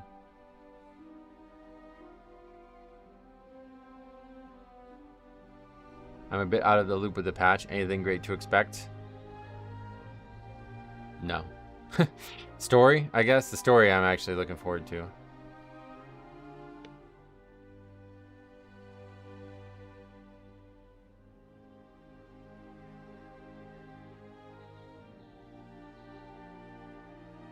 I finally did a ritual set yesterday, and it was just kind of underwhelming. I hope they aren't the labyrinths they were talking about. Oh, no, they're not. That's a Delve thing. That hasn't been announced yet. That'll be in Season 2, it looks like. Metro just chatting today? Yeah, basically. I mean, again, I don't, like... Try not to say anything that would insult your guys' intelligence, but if you're not normally paying attention to these are always wrong. It's never right. Now, I don't know how wrong it's gonna be, but do not sit there and come back at 5:59 and think, oh great, the servers are coming up in a minute. Like, that is definitely not what's gonna happen. You know what I mean? So, yeah. There's a very good chance that they're up while we're streaming. And there's a very good chance that they're up after it says they're supposed to be up too. So excited for flexible Mythic. Let's need to sub in for MIA Raiders. So we talked about this. I think it sounds great on paper, and it will be great for a few months or something like that. Here's how it's gonna end up working out. So this is how we went through this with Mop into WAD, and you know, it was like, oh great, when you have 25 Raiders, you always have like 5 weaker ones, right? Something like that. All right, great. Well, now we only need 20, so we have 20 best players. Oh yeah, but the 20 best players, like, you know, now some of those people are now falling behind, or they're not here, or something like that, you know? And so then the problem just shifts down to now, man, it would really be great if we had 15 players only needed, you know what I mean? And so it never really gets solved. So like the idea of Flex Mythic, it just doesn't really work, because unless it's literally flexible to 1, you're always still going to end up being like, we don't have enough people, you know? Because then, like, the roster minimum starts to dwindle. It lowers, like, the baseline lowers. And you don't, like, you know what I mean? Nobody really recruits, like, 15 extra people and just be like, oh, great, now we can bring them, you know? It's usually the opposite. It's like, oh, we're short a few people, so we'll be all right.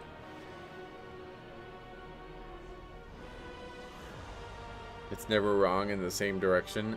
Well, you know, you have no idea when it's coming up. That's my point. Like, it could be literally any time. I have no idea how they get away with this. I just hope it's not a buggy mess. Yeah, the last patch was really bad, right? Flex raid does nothing to make me want a mythic raid. Yeah, it's a great idea, and it's something that should exist. And I'm not saying it shouldn't exist. It's just like, if you haven't been through it before, where like the minimum size of your raid goes down, just don't expect it. Like, and you're in a guild, just don't expect it to do anything long term. All it's going to do is just mean that your guild leadership and the people who are there, like, that number is just going to lower. The baseline is just going to lower. A year from now, if there was like a 10-man mythic and a 20-man mythic, you're just going to have 10 mythic players. And then you're going to be like, man, I wish there was an 8-man mythic or something, you know? I wonder how much gold I'll be saving with the new repair stuff. Why? EU playing right now, then they get to go to bed and wake up to completed maintenance and a ready vault. ZZZ. Yep, they're gonna go to sleep in ZZZ.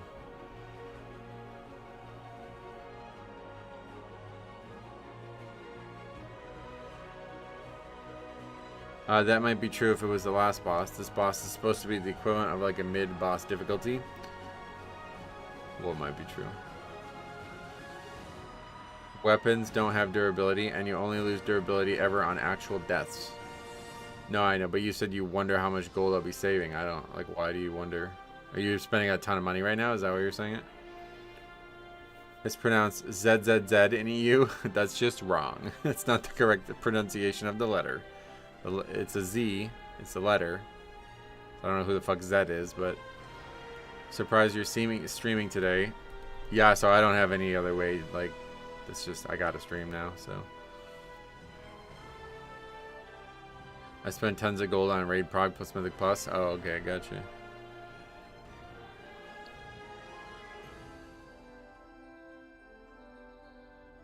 I'm really eager to see like the ripple effect of this new heroic world tier or whatever they're calling it. Yeah. But if it's anything like Nightmare Mode Prey, it's gonna probably not be very challenging. We'll be saving gold on repairs, especially those who have 2 dual-handed weapons. I spent tons of gold on repairs usually. Oh yeah. On Prot Warriors, wipes cost almost 500 gold due to the shield tax. Oh really? What are you planning on doing first this patch? Nothing really, yeah.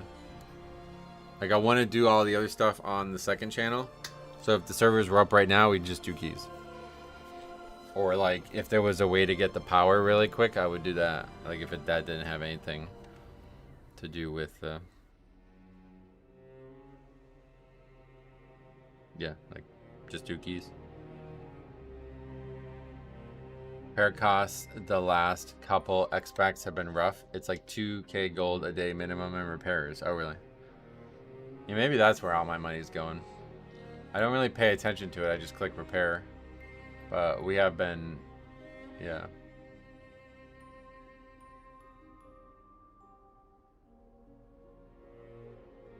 It was definitely a lot of money that has been spent. This expansion.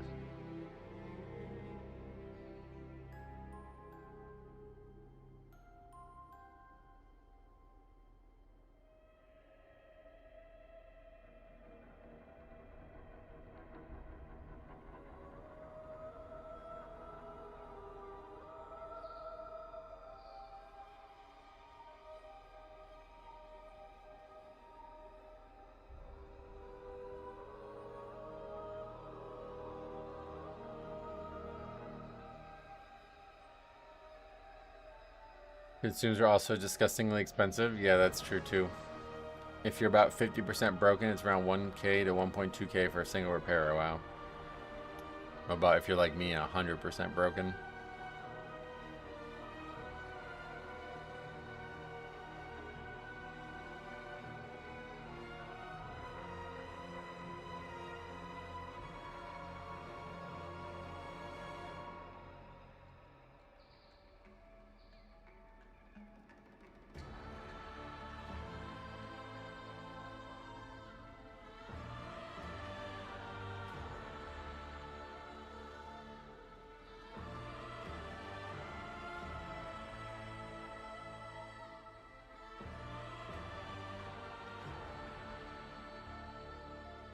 Maybe we'll be able to do some kind of rotation on world mobs versus instant cast one-shots.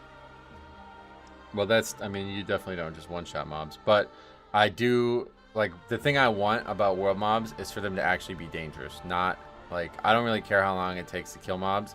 The problem in the game in the last, like, 100 years, basically, is that there is no danger.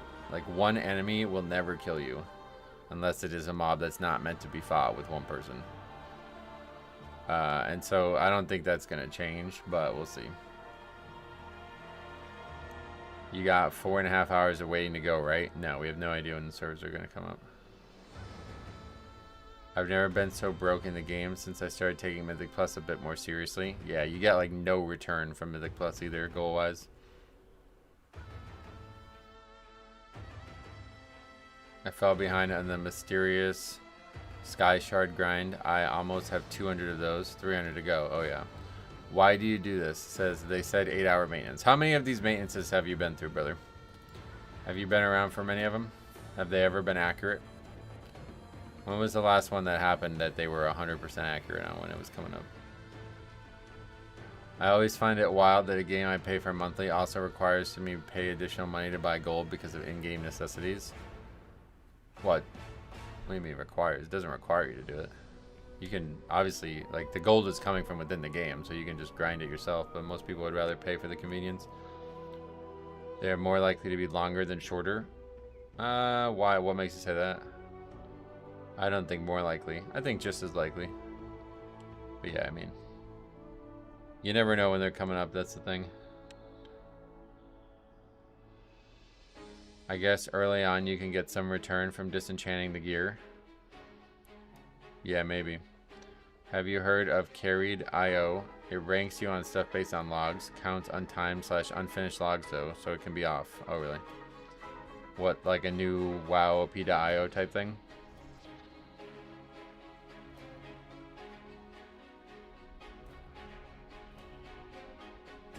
I don't get their aversion to scaling Gold and Mythic Plus. There's no reason a World Quest can give over 1k and you get pennies. Yeah, now that the World Quests are giving that much, I really don't see the reason that Mythic Plus gives so little. Yeah, the fact that the servers are up this early, they've been up since I started the stream, so 2 hours now. So that's good, but they were talking about it on the WoW podcast, so really. Well, as long as it doesn't require, like, as long as it actually works with Warcraft logs, then I guess we'll be alright. That was the biggest issue. I mean, WoWP.io still exists, it just doesn't have anybody using it because nobody wants to use the custom client. When are we expecting Season 2? Definitely late August, it seems, yeah. But nobody knows for sure.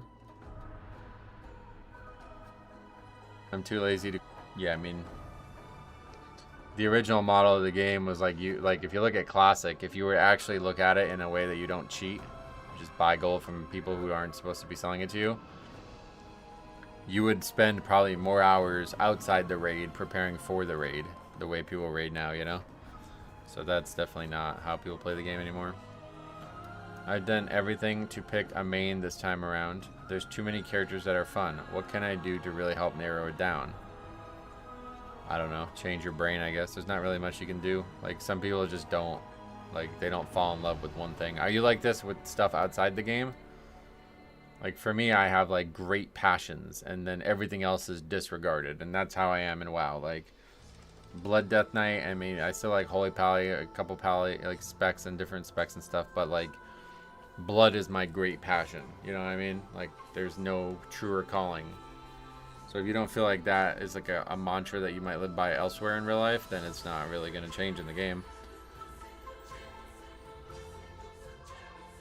And it's totally fine. Like, just play the game the way you want. Like, if you want to have 4 characters doing keys and you're splitting your time between 4 characters, then that's totally fine.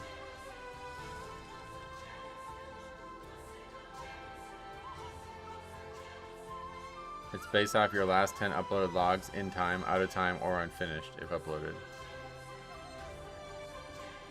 It's based on Warcraft logs, though. Because that was how it started with... That's exactly how WoWP.io worked as well, so... I don't know why it went the way it did. But, yeah. Hopefully, they're not going to have that happen again.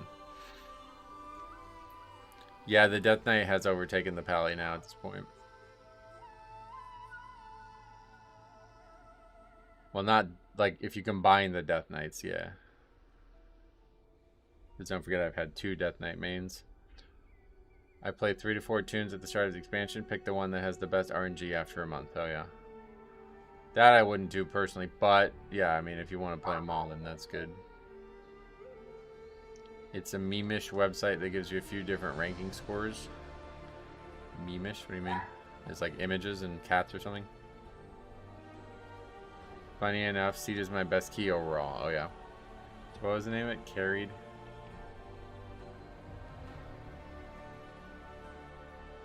Career.io? Is that it? Nope.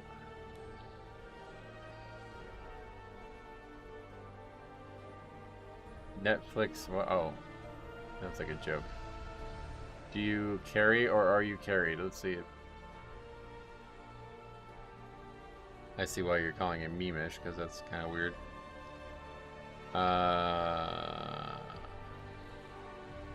What, we just type our name in? Yeah. Doesn't factor DPS into your score? Yeah, they had a problem with that on WoWP.io as well. There's a lot of subjective shit. This was the thing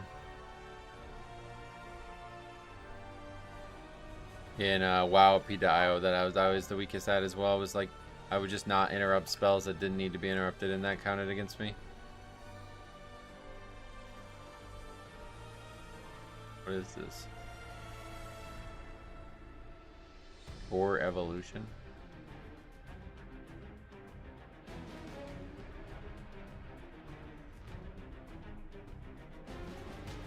Well, what am I even looking at here?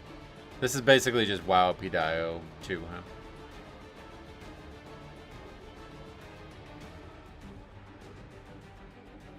It says hover over each score for personalized advice. It doesn't say anything. I guess I'm good enough at those things that it doesn't think I need to.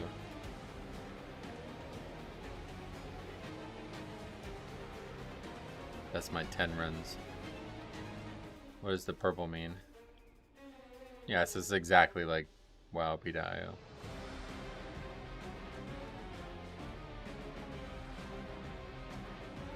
I'm shocked that these were all uploaded. But yeah, on WoW PDIO it didn't. It's probably the exact same way.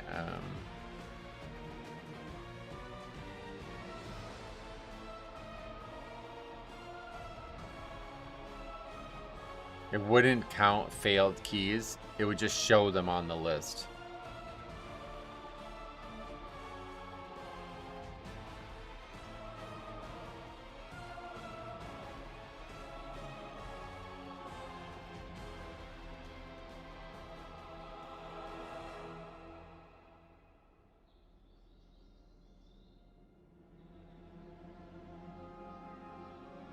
I mean, yeah, if they do an add-on in-game, that was the biggest thing. But if it's all from logs, it's probably just going to get blocked again. So we'll see what happens. Keep an eye on that.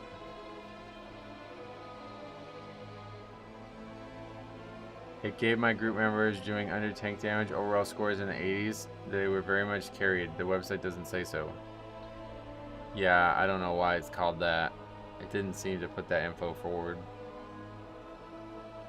Having kicks be a metric for healers, having freedoming, shapeshifting be a downplay for your dispels matrix is very silly. Oh yeah.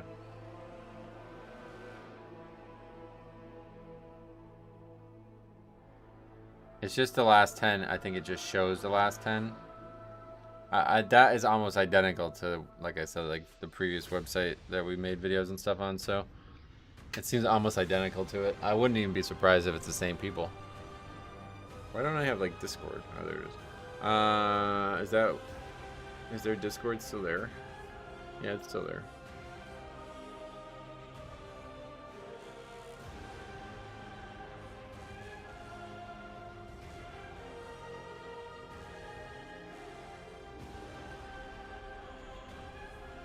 Yeah, I think that project's just dead.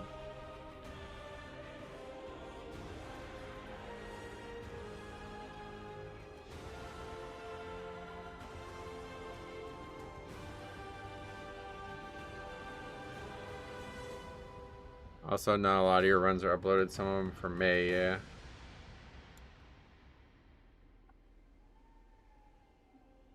Does this website still exist? Yeah, it still exists.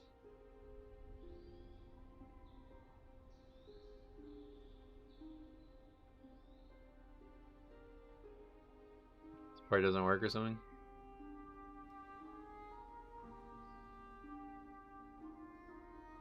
Remember, we used to have to log in.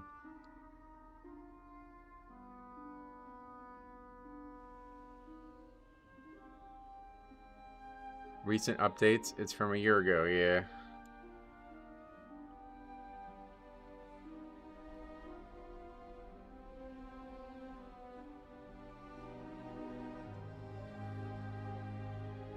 Well, that's sad.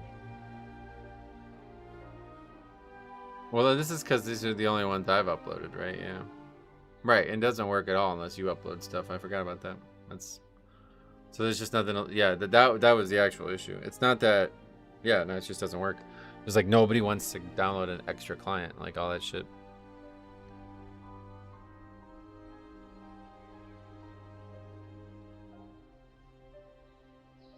Yeah, that 12 Dawnbreaker, we fucking pwned it. Good old days. When 12 Dawnbreaker was hard. That was in the very beginning of Season 3, and then I stopped using it. The carried IO site is neat. Oh, why?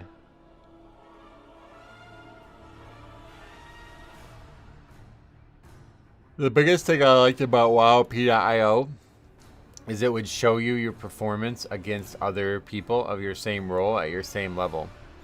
So I was able to see like that, like I said back then, I was also not doing a lot of interrupting compared to other Death Knights. And then when I started prioritizing it, I realized just how many spells I can kick that I wasn't kicking. But then when I analyzed it further, I realized it was like, well, they're just not doing it. Like, you're kicking spells, technically, yeah, but it's not ever causing a death. These spells that I'm kicking are never causing a single issue. So I don't know.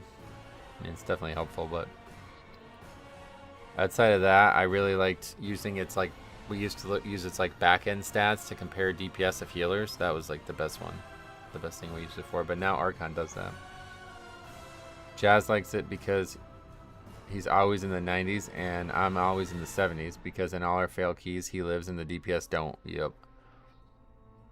It's US realms? No, it's a website. It's just a website. I think it's for, I mean, I assume it's for all realms.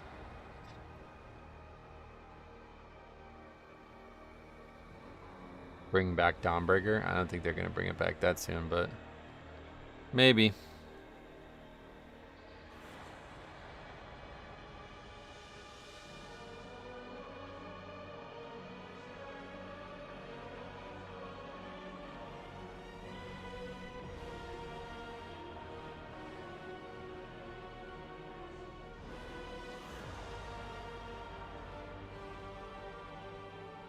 Hope the MT finish soon. Oh, maintenance. MT maintenance, alright. I hope it's back up by the time I go home from uni. University in the summer? Where are you going? The Mythic Lure title is Dawnbringer. And for the first 20 times, I call it Dawnbreaker. Oh, yeah, for real. They gotta bring back Tazavesh 3 more times before they can bring back Dawnbreaker. Oh, yeah. I don't think anybody likes Dawnbreaker. I'm surprised it's like a joke that people are... Is that all the complaints were about that one dungeon and being really buggy. So I don't think they're gonna bring it back because it was very unpopular.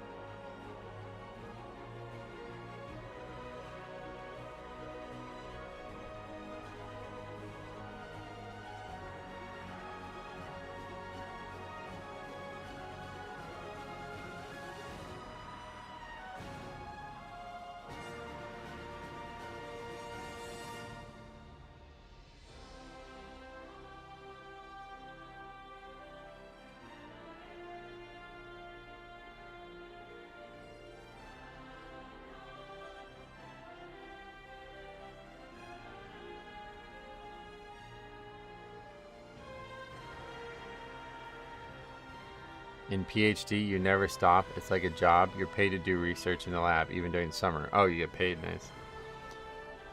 Well, people voted for it for the 3rd season, so apparently not as unpopular.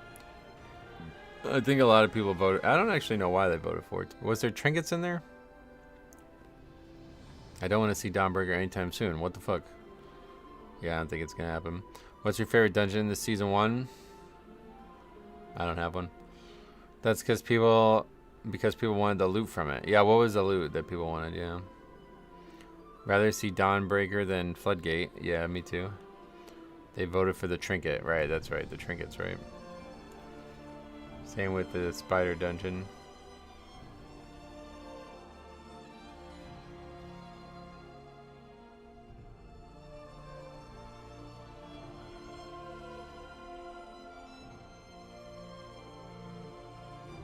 Brackenhide Hollow. Oh, yeah. What was the trinket, though? I don't remember. I guess it wasn't a tank thing. Empowering Crystal, is that the name of it? Any instance that has a boss start at a different percent than 100% scales badly. That I do agree with. That's usually a very bad sign.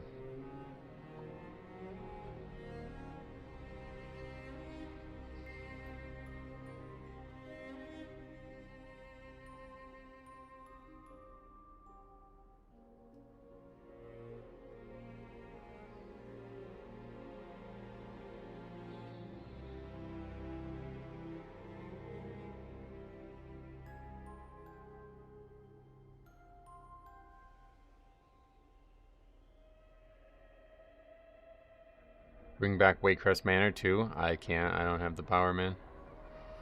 Same reason they voted for Eric Cara. That was it. Eric Cara. I couldn't remember the name of it. That dungeon had, but then nobody even ended up using the trinkets, right? All the best trinkets were from the raid. It's like really weird. People voted for dungeons. I think it was just like, well, back then we ran it for trinkets, so it's the one I'm the most familiar with, and as such, it's the one I'm the most comfortable voting for. I don't think anybody actually cared about the trinkets the second time around. They just assumed if they had to pick a dungeon, it would be the one that they're the most familiar with to be best.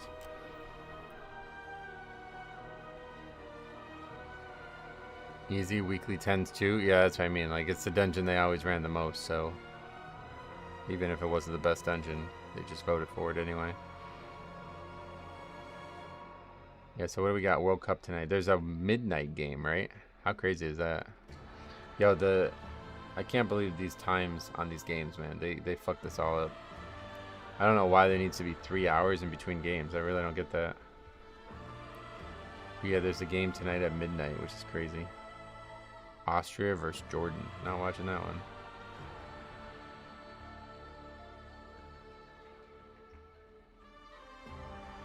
France versus Senegal. I don't know. I didn't even think about trinkets when I vote. Other dungeons just sucked more. I mean, I didn't vote for loot at all, yeah. We voted for a Tal Dazar because that's the only dungeon we care about.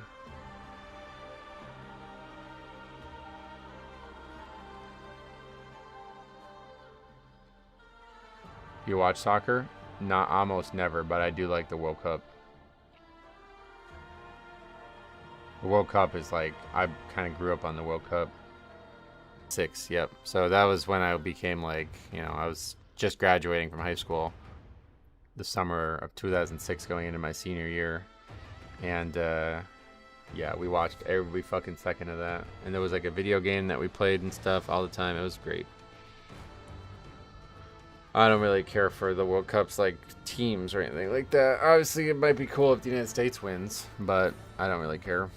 I just like seeing the games. I really like the group stage. It feels like a whole day of soccer yesterday. You know what I mean? That was cool.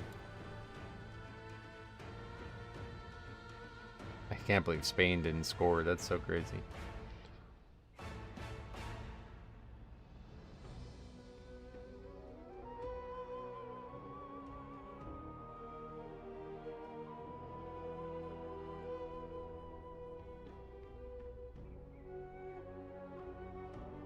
I know Canada has no chance, lol, but I'm still going to root for my country. Oh, is Canada not good this year?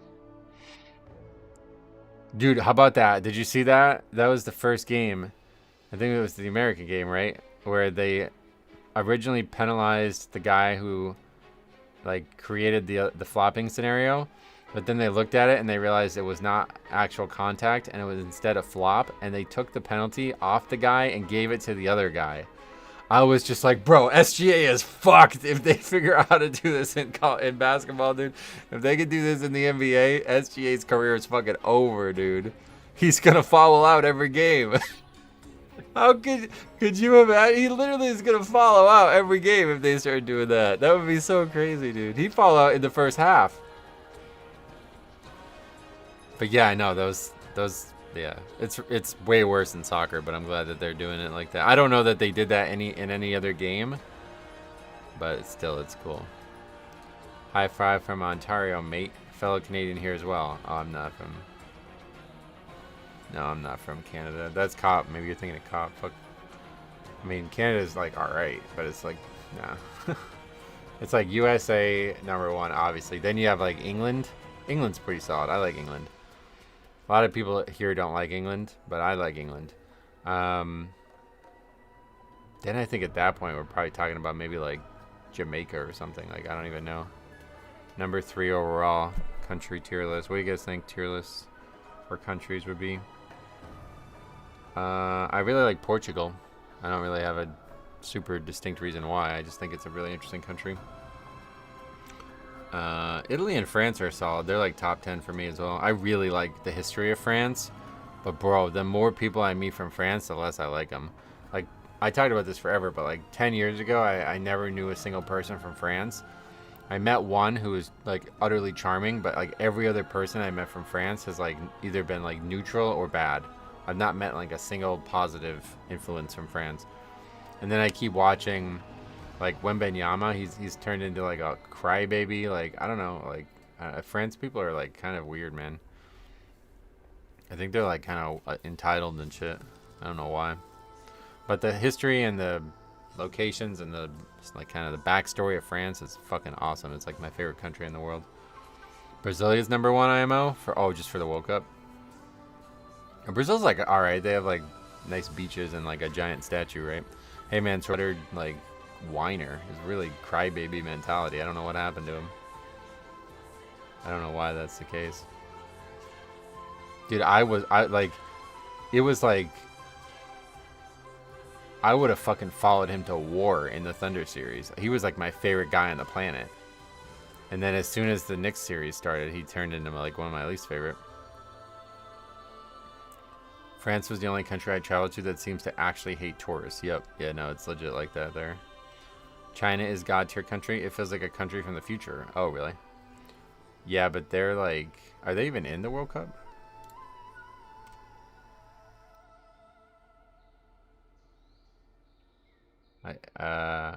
I guess not. The answer no? That's weird.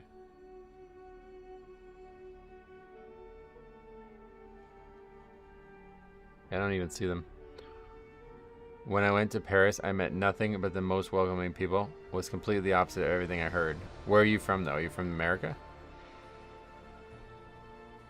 My friends from England who've been to France, they like fucking hate it there. Like everybody in France like hates the English people apparently. Pele is better than Messi.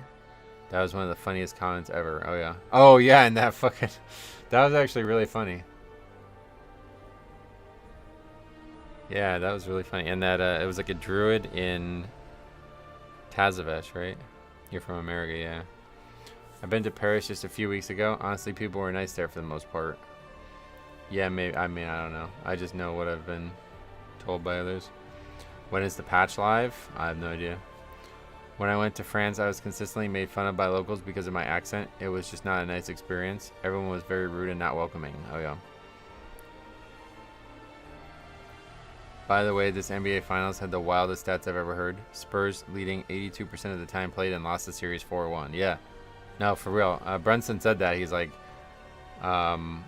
we don't show up until 9 o'clock. Like, and he's right, dude. The first like half hour of every game, they were garbage. I don't know how that happens. I was paying the bill and handling the shopkeeper's money, and he said, Americans. What, in English or what? Paris is fake nice. Actual France, they were quite rude. Yeah, that's what I heard. Like, okay, so Paris is different. It's a gigantic city. There's probably people from all around the world in Paris. But if you go to like Normandy or something, like because I wanted to go see Mount St. Michael's, I wanted to see like southern France. But yeah, it's not like the countryside of France is not a place you want to travel to as an English person. Apparently, both American and like British.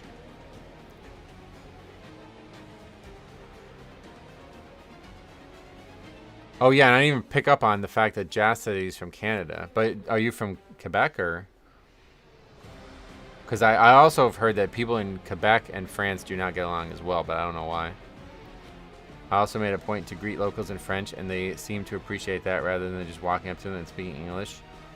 Oh yeah, I don't speak French, so that's hard. Americans are so nice in my experience. I've had great experiences visiting the U.S. as a Canadian.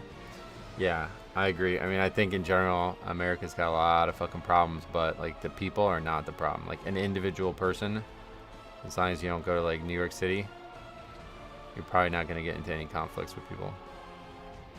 Especially if you're clearly not, like, if you're just a tourist, you know what I mean? Thank God you NA guys exist so EU players don't have to wait in queue. You watching the World Cup? Yep. That's what got us on this conversation. DeGuino, what's up? What's up? Welcome. Long time no see. If you go to Normandy and they don't like you, point at the beach and say you're welcome. Yeah, for real. That's what I'm saying, bro. I'm from Quebec, so French is my first language. Oh, shit. Yeah, so why? Why do you guys hate each other? What's the difference? Why? I don't get it. I traveled a bit, lots of places. When I was giving them money, they loved me for a couple minutes at least. Oh, yeah. I mean, especially the whores there, probably. I don't mind. I don't speak French, but I learned to say greetings and how to ask if they speak English. Oh, cool. Germany, Curacao, 7-1. What's your opinion? I don't know anything about it. I just watch for fun. Germany's like one of the best teams, aren't they? My country plays tonight, Norway. Sweet. I'm excited for you, man. I love the World Cup, dude. I love the World Cup so much. But you're not even going to be able to watch that shit. Isn't that like crazy late there? I don't know. This World Cup thing is like not going well time-wise, it feels like.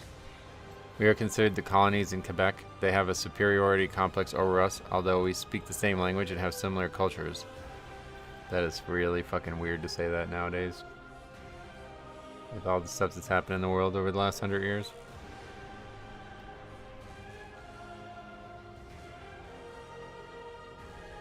$2 a.m. against Senegal? Yikes.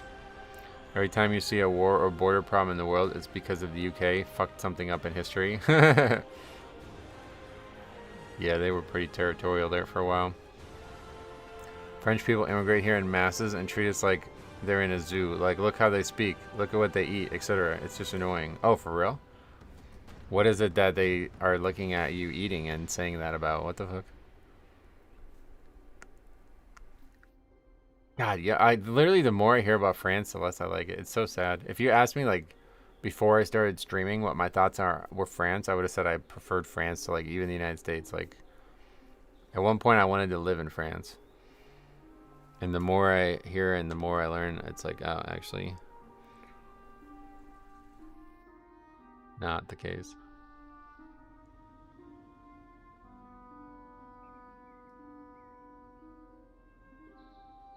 I believe the times of the games were to help viewers of the local teams. Like that midnight game tonight, it's 10 a.m. for the teams playing. Yeah, probably.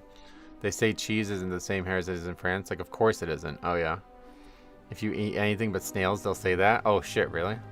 I went to France wanting to love it, but I'm a fat guy. As I'm a fat guy and love good food. The people just ruined it, though. Yeah.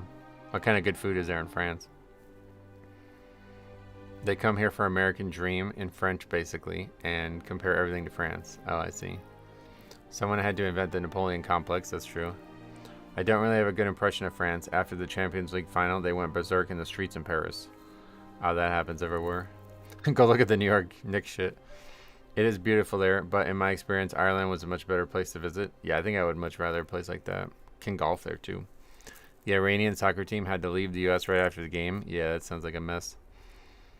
I just looked. It will be 8 a.m. for the people playing at midnight tonight. Oh, okay. French food was the biggest disappointment that I had such high expectations. It was lame as fuck. Yeah, I don't even know what food would, like, I can't think of a French dish other than, like, desserts.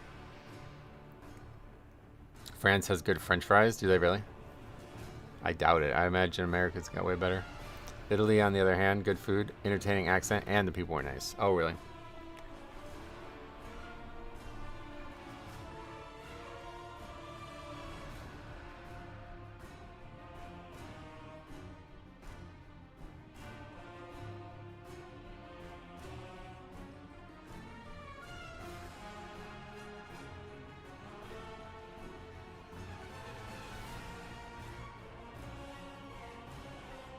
Best country I ever visited is Austria. So beautiful, clean, and food was delicious, but the people were cold. Oh, yeah? Like they were all dead corpses and you're touched...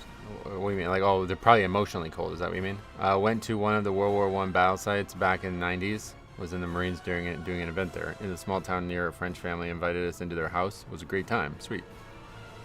Italy is the best. Amazing country through and through. I'd 100% live in Italy.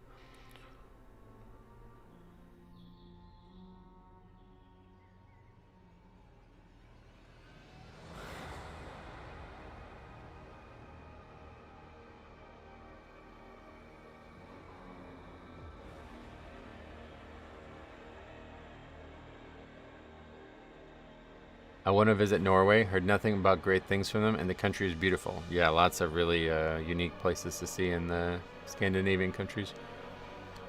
There's a plate called Entrecrot, which is good and simple. Oh, yeah. Escargot. What, you don't eat snails, bro? No, fuck snails. I fucking hate snails, dude. I traveled to France multiple times a year to visit clients. Their food is similar to American, just prepared directly. Not like Italian, Mexican, or Thai. They're distinctly different. Similar to American? What does that mean?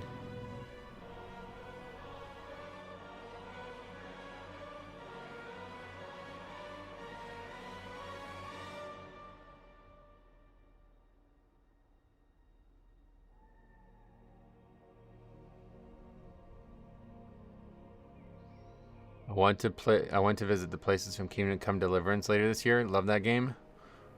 What, like they're based on real places or something, or what? Basically, I'm not a fan of Southern European countries at all. I didn't like my experience in any of them. What are the Southern European countries?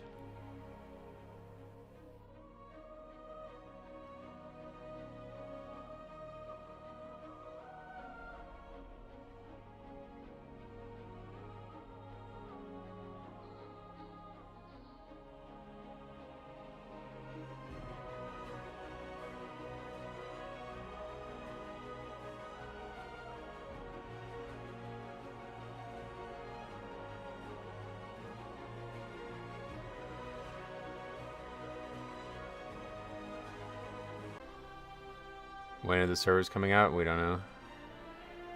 I've been to Italy, France, and Portugal, and I don't know, it's just a mess. Dirty, too hot, and the food is meh. Oh, yeah.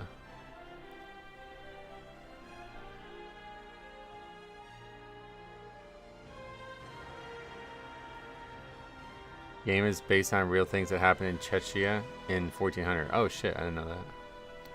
Similar to American, meaning steak, lamb, fish, not going to find many French dishes like people think of with pasta, or Italian, or burritos, etc. for Mexican. Oh, okay. Belgium has the best fries. What are some good fries from Belgium?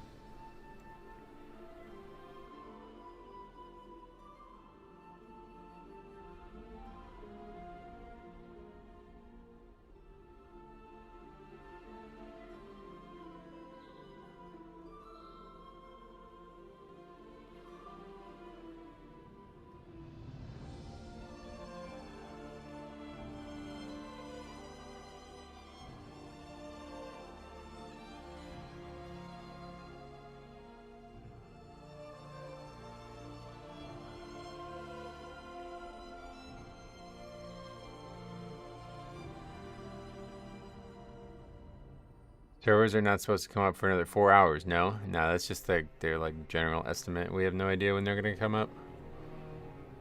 I need to visit South Korea for a food trip. I know I would gain 20 pounds in a 2-week stay. Oh yeah, South Korea is like really high calorie food there or something.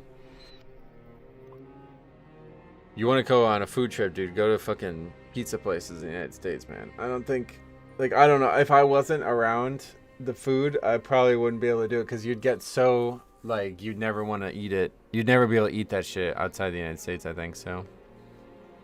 Spicy Asian food is one of my favorites. I used to get Thai food all the time when I was getting it delivered, but I can't really afford it. It's just too expensive, but it's fucking good. I really like the spicy Thai food that I used to get. Best food I ever ate is Turkish kebab. Oh, really? I love Korean food so much. Nice. What's a good Korean dish?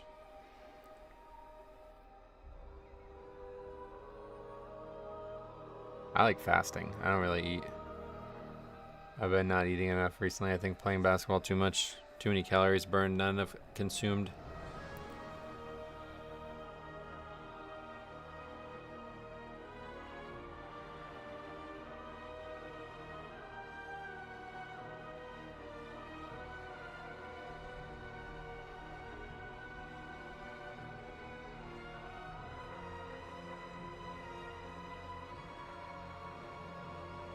I could eat beef bologna daily, but it's so expensive and not any good places near where I live now. Oh, yeah. Wait, bulgogi. That's probably not bologna. What is that? Have you done a 36-hour fast before? No, I don't know that I can. I'm going to do it one day, but I don't know what day that's going to be. It has to be like, I would probably need to not stream. Like, it would have to be on the weekend or something like that. I'd have to plan my whole life around it probably. And I would have to not play basketball, I think. I don't think I could play basketball 36-hour fast. I'd probably fucking die.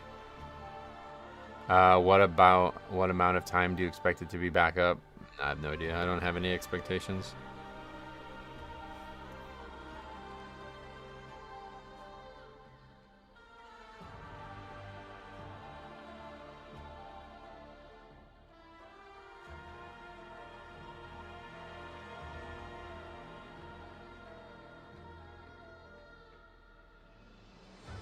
Bulgogi is marinated beef. It's a Korean dish. Oh, okay.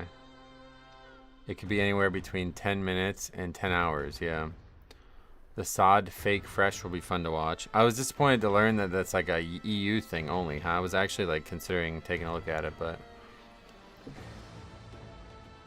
has to be some days I'm not working, but also able to do something that can keep my mind off being hungry.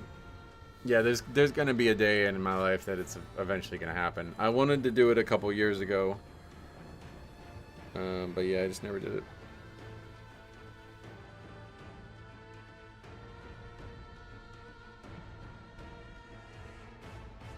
Goat head for breakfast. That sounds super appetizing. How goes the waiting room banter, Metro? I think it's going great. I always like these streams. They're always fun. We get to talk about all different topics. Is it true Moonguard players are different? Oh yeah, very different. A lot of them are weirdos. A lot of them are like furries or fake women and stuff. It's really weird.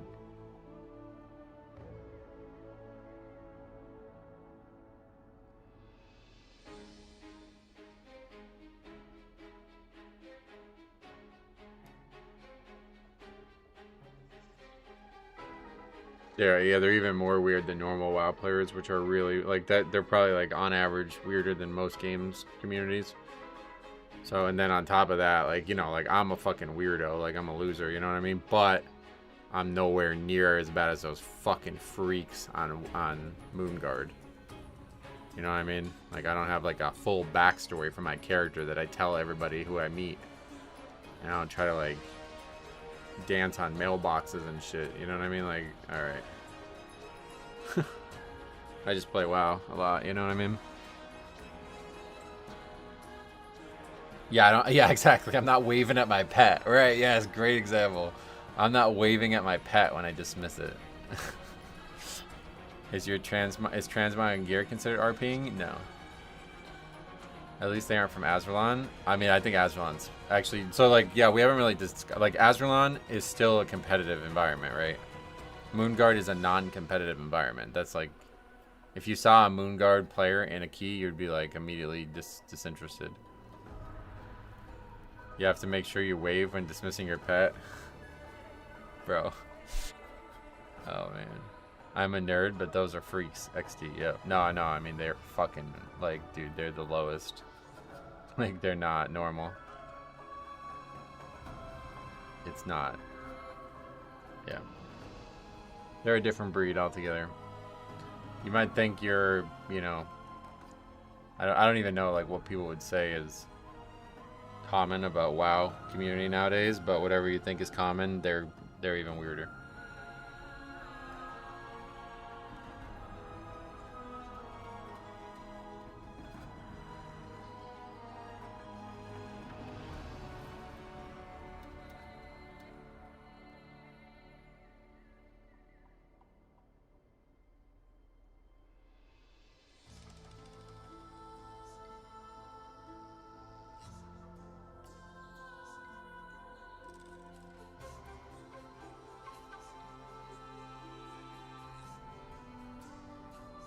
I don't know if there's an add-on, but when I join a key with a hunter and they're spamming emotes with their pets, it's an instant red flag.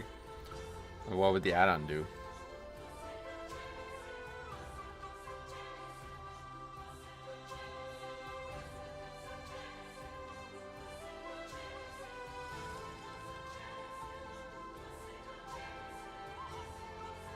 Oh, you mean the add-on is what's making them spam the emotes? No, no, no. Those people are literally typing those things out, dude. That's what I was saying. Like, that's how freaky these hunters get. Like,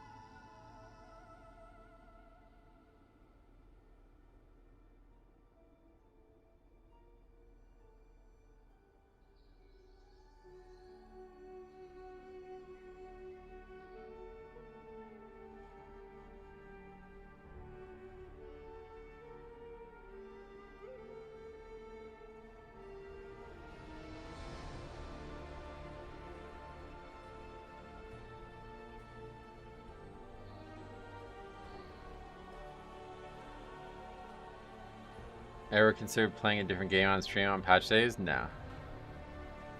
No, I don't want to do that. That's not good for the channel. If anything, I would just not stream, but I don't have... I mean, I could have probably just made a video today, but I figured I'm going to stream since I'm not going to stream Friday. Paying specs for hunters is fun. Oh, yeah. What do you mean is fun? It's not a thing. You mean would be fun? I don't think so, but maybe.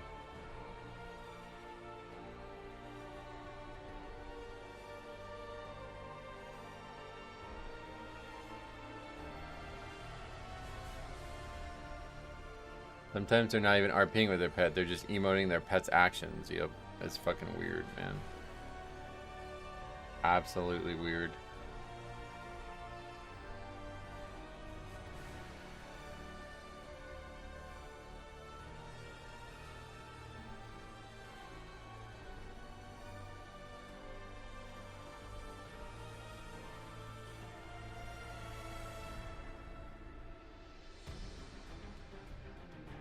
Convince me why Hunter and Druid class colors shouldn't be swapped. Hunter orange is a real thing, and the nature class should be green.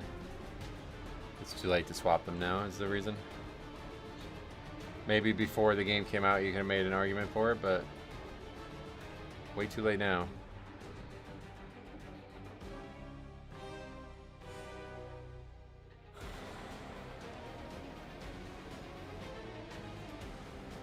I don't think the colors mean anything. Like, I don't know where they came from. Like, I mean, mage being light blue, like, where's that from? You know what I mean? Not like they only use light blue spells or something. I don't know where that come from. I don't think it actually means anything. Paladin pink, especially that one's like, where the fuck is that one? That Paladin should have been yellow. Paladin should have been like a golden yellow. I think they're just random colors. They made the AI buff blue. I mean, yeah, I guess that could be it. I don't know where the one way or the other doesn't have any, like, it doesn't mean anything, you know what I mean?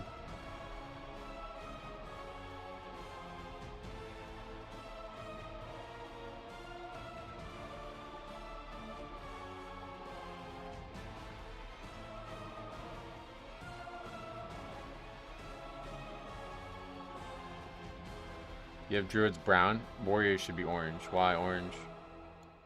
I always thought warriors should have been red.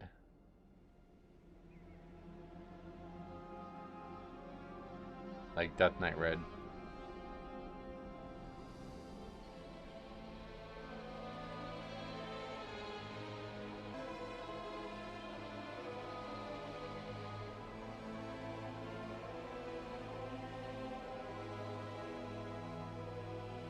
They are running out of new colors for classes, though. Yeah, I agree. Some class pruning might not be a bad thing. Pruning? What do you mean, getting rid of a class? I don't think that's possible.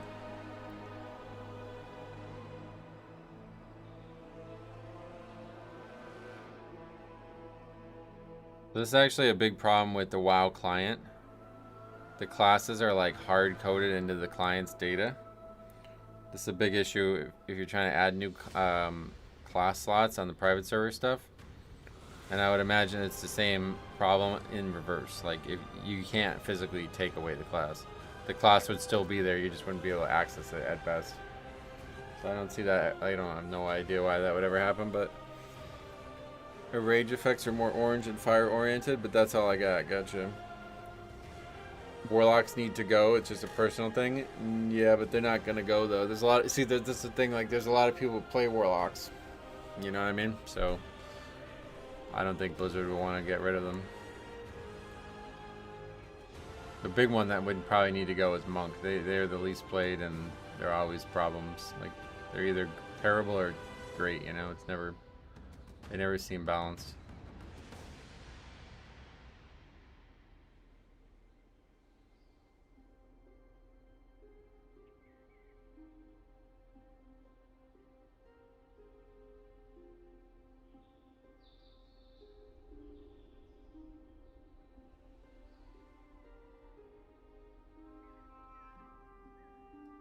Evokers, the least played, no. Maybe nowadays, yeah. I don't think so, though. I think Og still played more than any. Well, now Monk is probably way better because it's, you know, meta, but last expansion, probably look at Monk being lower than Og.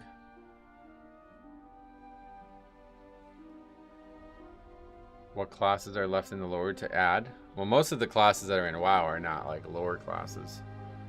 Like, you could look at Warcraft 3 for a better example of what, like, classes are, you know what I mean? Like, if you look at Jaina and Kel'Thas, they're the same class, and that's still, you know what I mean? Like, that's not. Or, I mean, Jaina and Antonidas are, like, the same class, and they clearly had way different spells.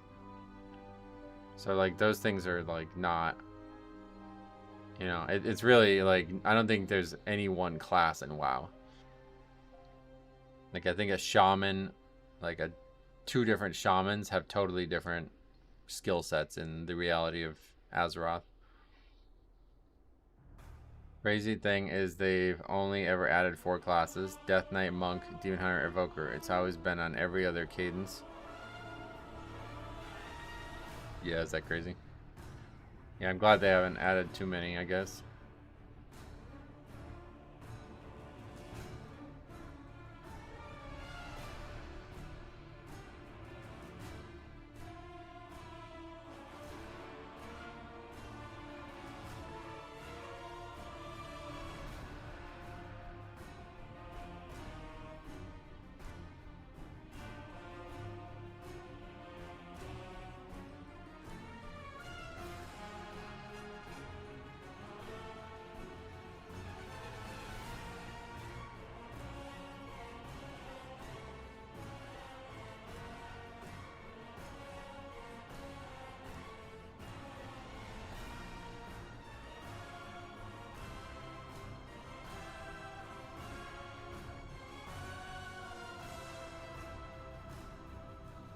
An engineer class? No, that's just a profession.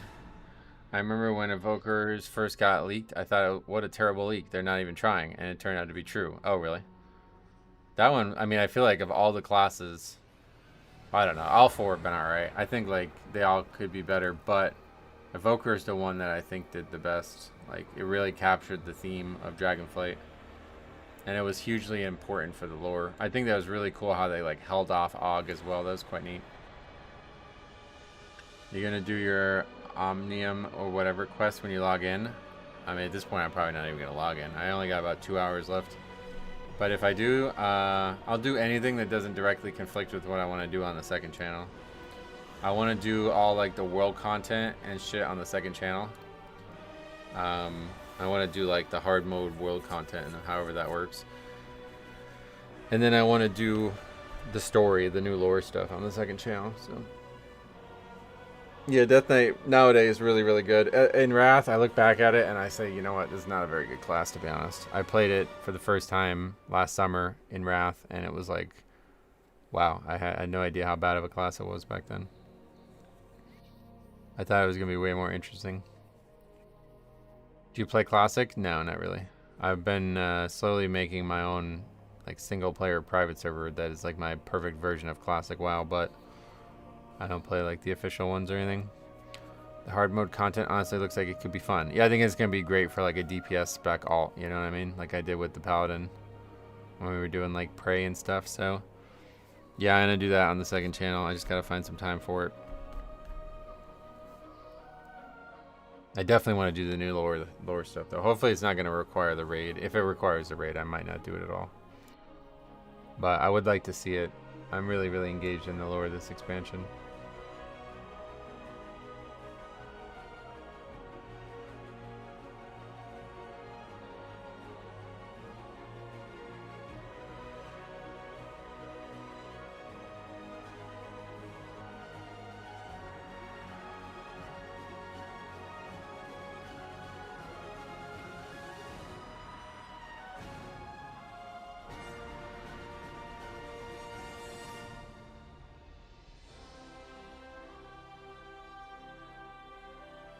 Oh, the servers are up.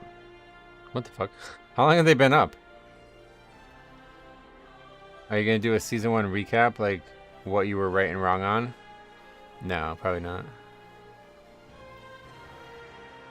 I don't know. I guess they weren't up for very long. I was looking at the other screen and then I was like, what? See, I told you. I mean, I don't know.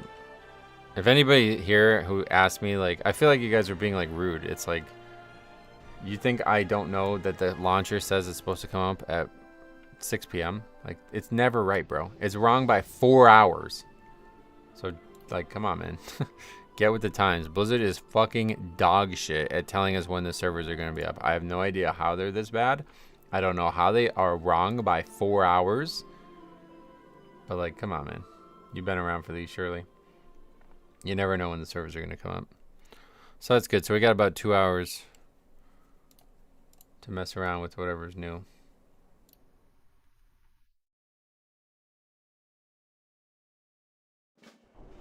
The maintenance window. That's 4 hours wrong? Yes. Okay, so new story? Where is it? What's this? Alaskian University? I don't actually know what is new, to be honest. It's a window, a time frame of when the work will happen. No, that's not what it says.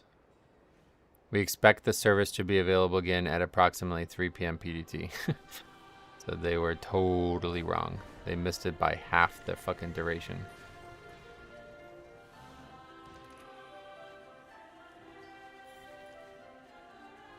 So let's open up Vault.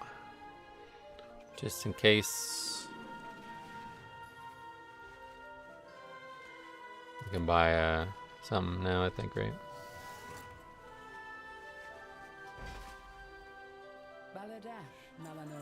What can we actually get? Do we have... We still need one socket, I think. Wrists.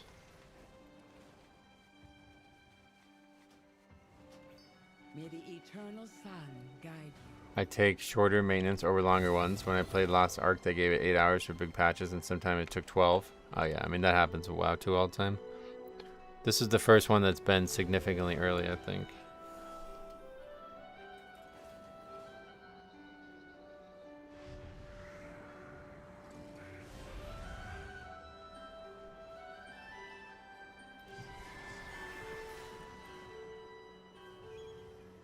Didn't they start doing those times because they botched the launch time at the start of the War Within? No. There's no consistency to why they're doing it, it seems. There's been, like, all different levels of failure, it seems, on both sides of that number, so. My goods are one of a kind.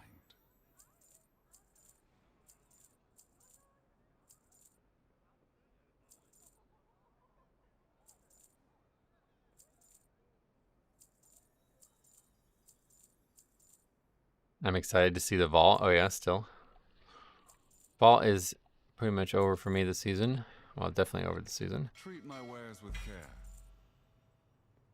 Alright, so let's try to figure out what's new, I guess. Oh yeah, we came here to get a gem. Lawless. Anaria Shola.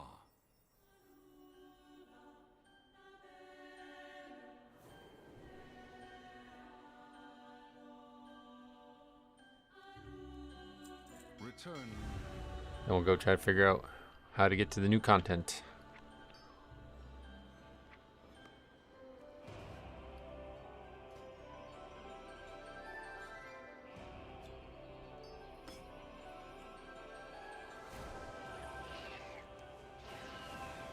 Time to strike. Must be it over there. Servers are up, yep. I'm actually missing my 4 BIS mythic pieces since some dropped from raid. Oh yeah. Although I'm in EU, our maintenance literally happens at like 2 a.m. when I wake up for work. Around 7 a.m. it's already up, yep. It's up. It's up earlier than I thought. Sucks to be at work. It's not really that crazy of a patch or anything. Your clever little Riftwalkers have found our... your target, Riftblade. Why do you insist on waiting? We are not charging in through another portal blind, Decimus. We need a few experts before we mobilize, starting with our champion here. Was there an actual new like campaign chapter or something? I guess not. We'll just do whatever we can today. As you know, we've been under siege by renegade void forces and ethereals, though through our discoveries we've learned they're operating from former Legion control worlds, giving my Rift Wardens a trail to follow. With Quel'Thalas still under threat from these attacks, large-scale support pulled from Silver Moon is out of the equation.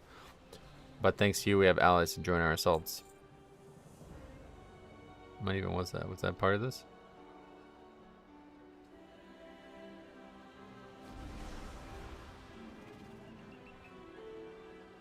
Yeah, this must be it. Okay. It seems both Dominar and Hal Hadar forces are staging their attacks from former Legion worlds, independently, thankfully. Using that keystone you found, Belath and Decimus have helped my Riftwalkers isolate their location. I've requested the Demon Hunter's aid in navigating these worlds and fortifying our defenses. Seek them out in Murder Row and lend them any assistance they need. Inform Belath we mobilize soon. And then Veterans of the Great Dark. Your recovery from the Hal Hadar battery core revealed an unexpected ally for our operations. The Army of the Light and these ethereals have a violent history, apparently. In addition to the information and ground support they've offered, I've been promised their expertise in establishing a base camp. Aid them in their preparation and inform the commander we mobilize soon. It's nonsense again. Oh no, the server's just lagging. Oh, looks like I'm just lagging. Use discretion when recruiting our allies. Umbre cannot afford upset tensions here in Silver Moon. Gather your friends quickly, hero. Every second we delay, we lose the advantage of surprising our enemies. Well, that's not ideal. Anyway, we're going to continue. Hopefully it's going to recover.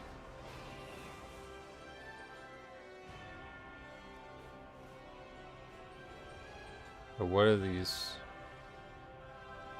story beats here? Is this actually new stuff?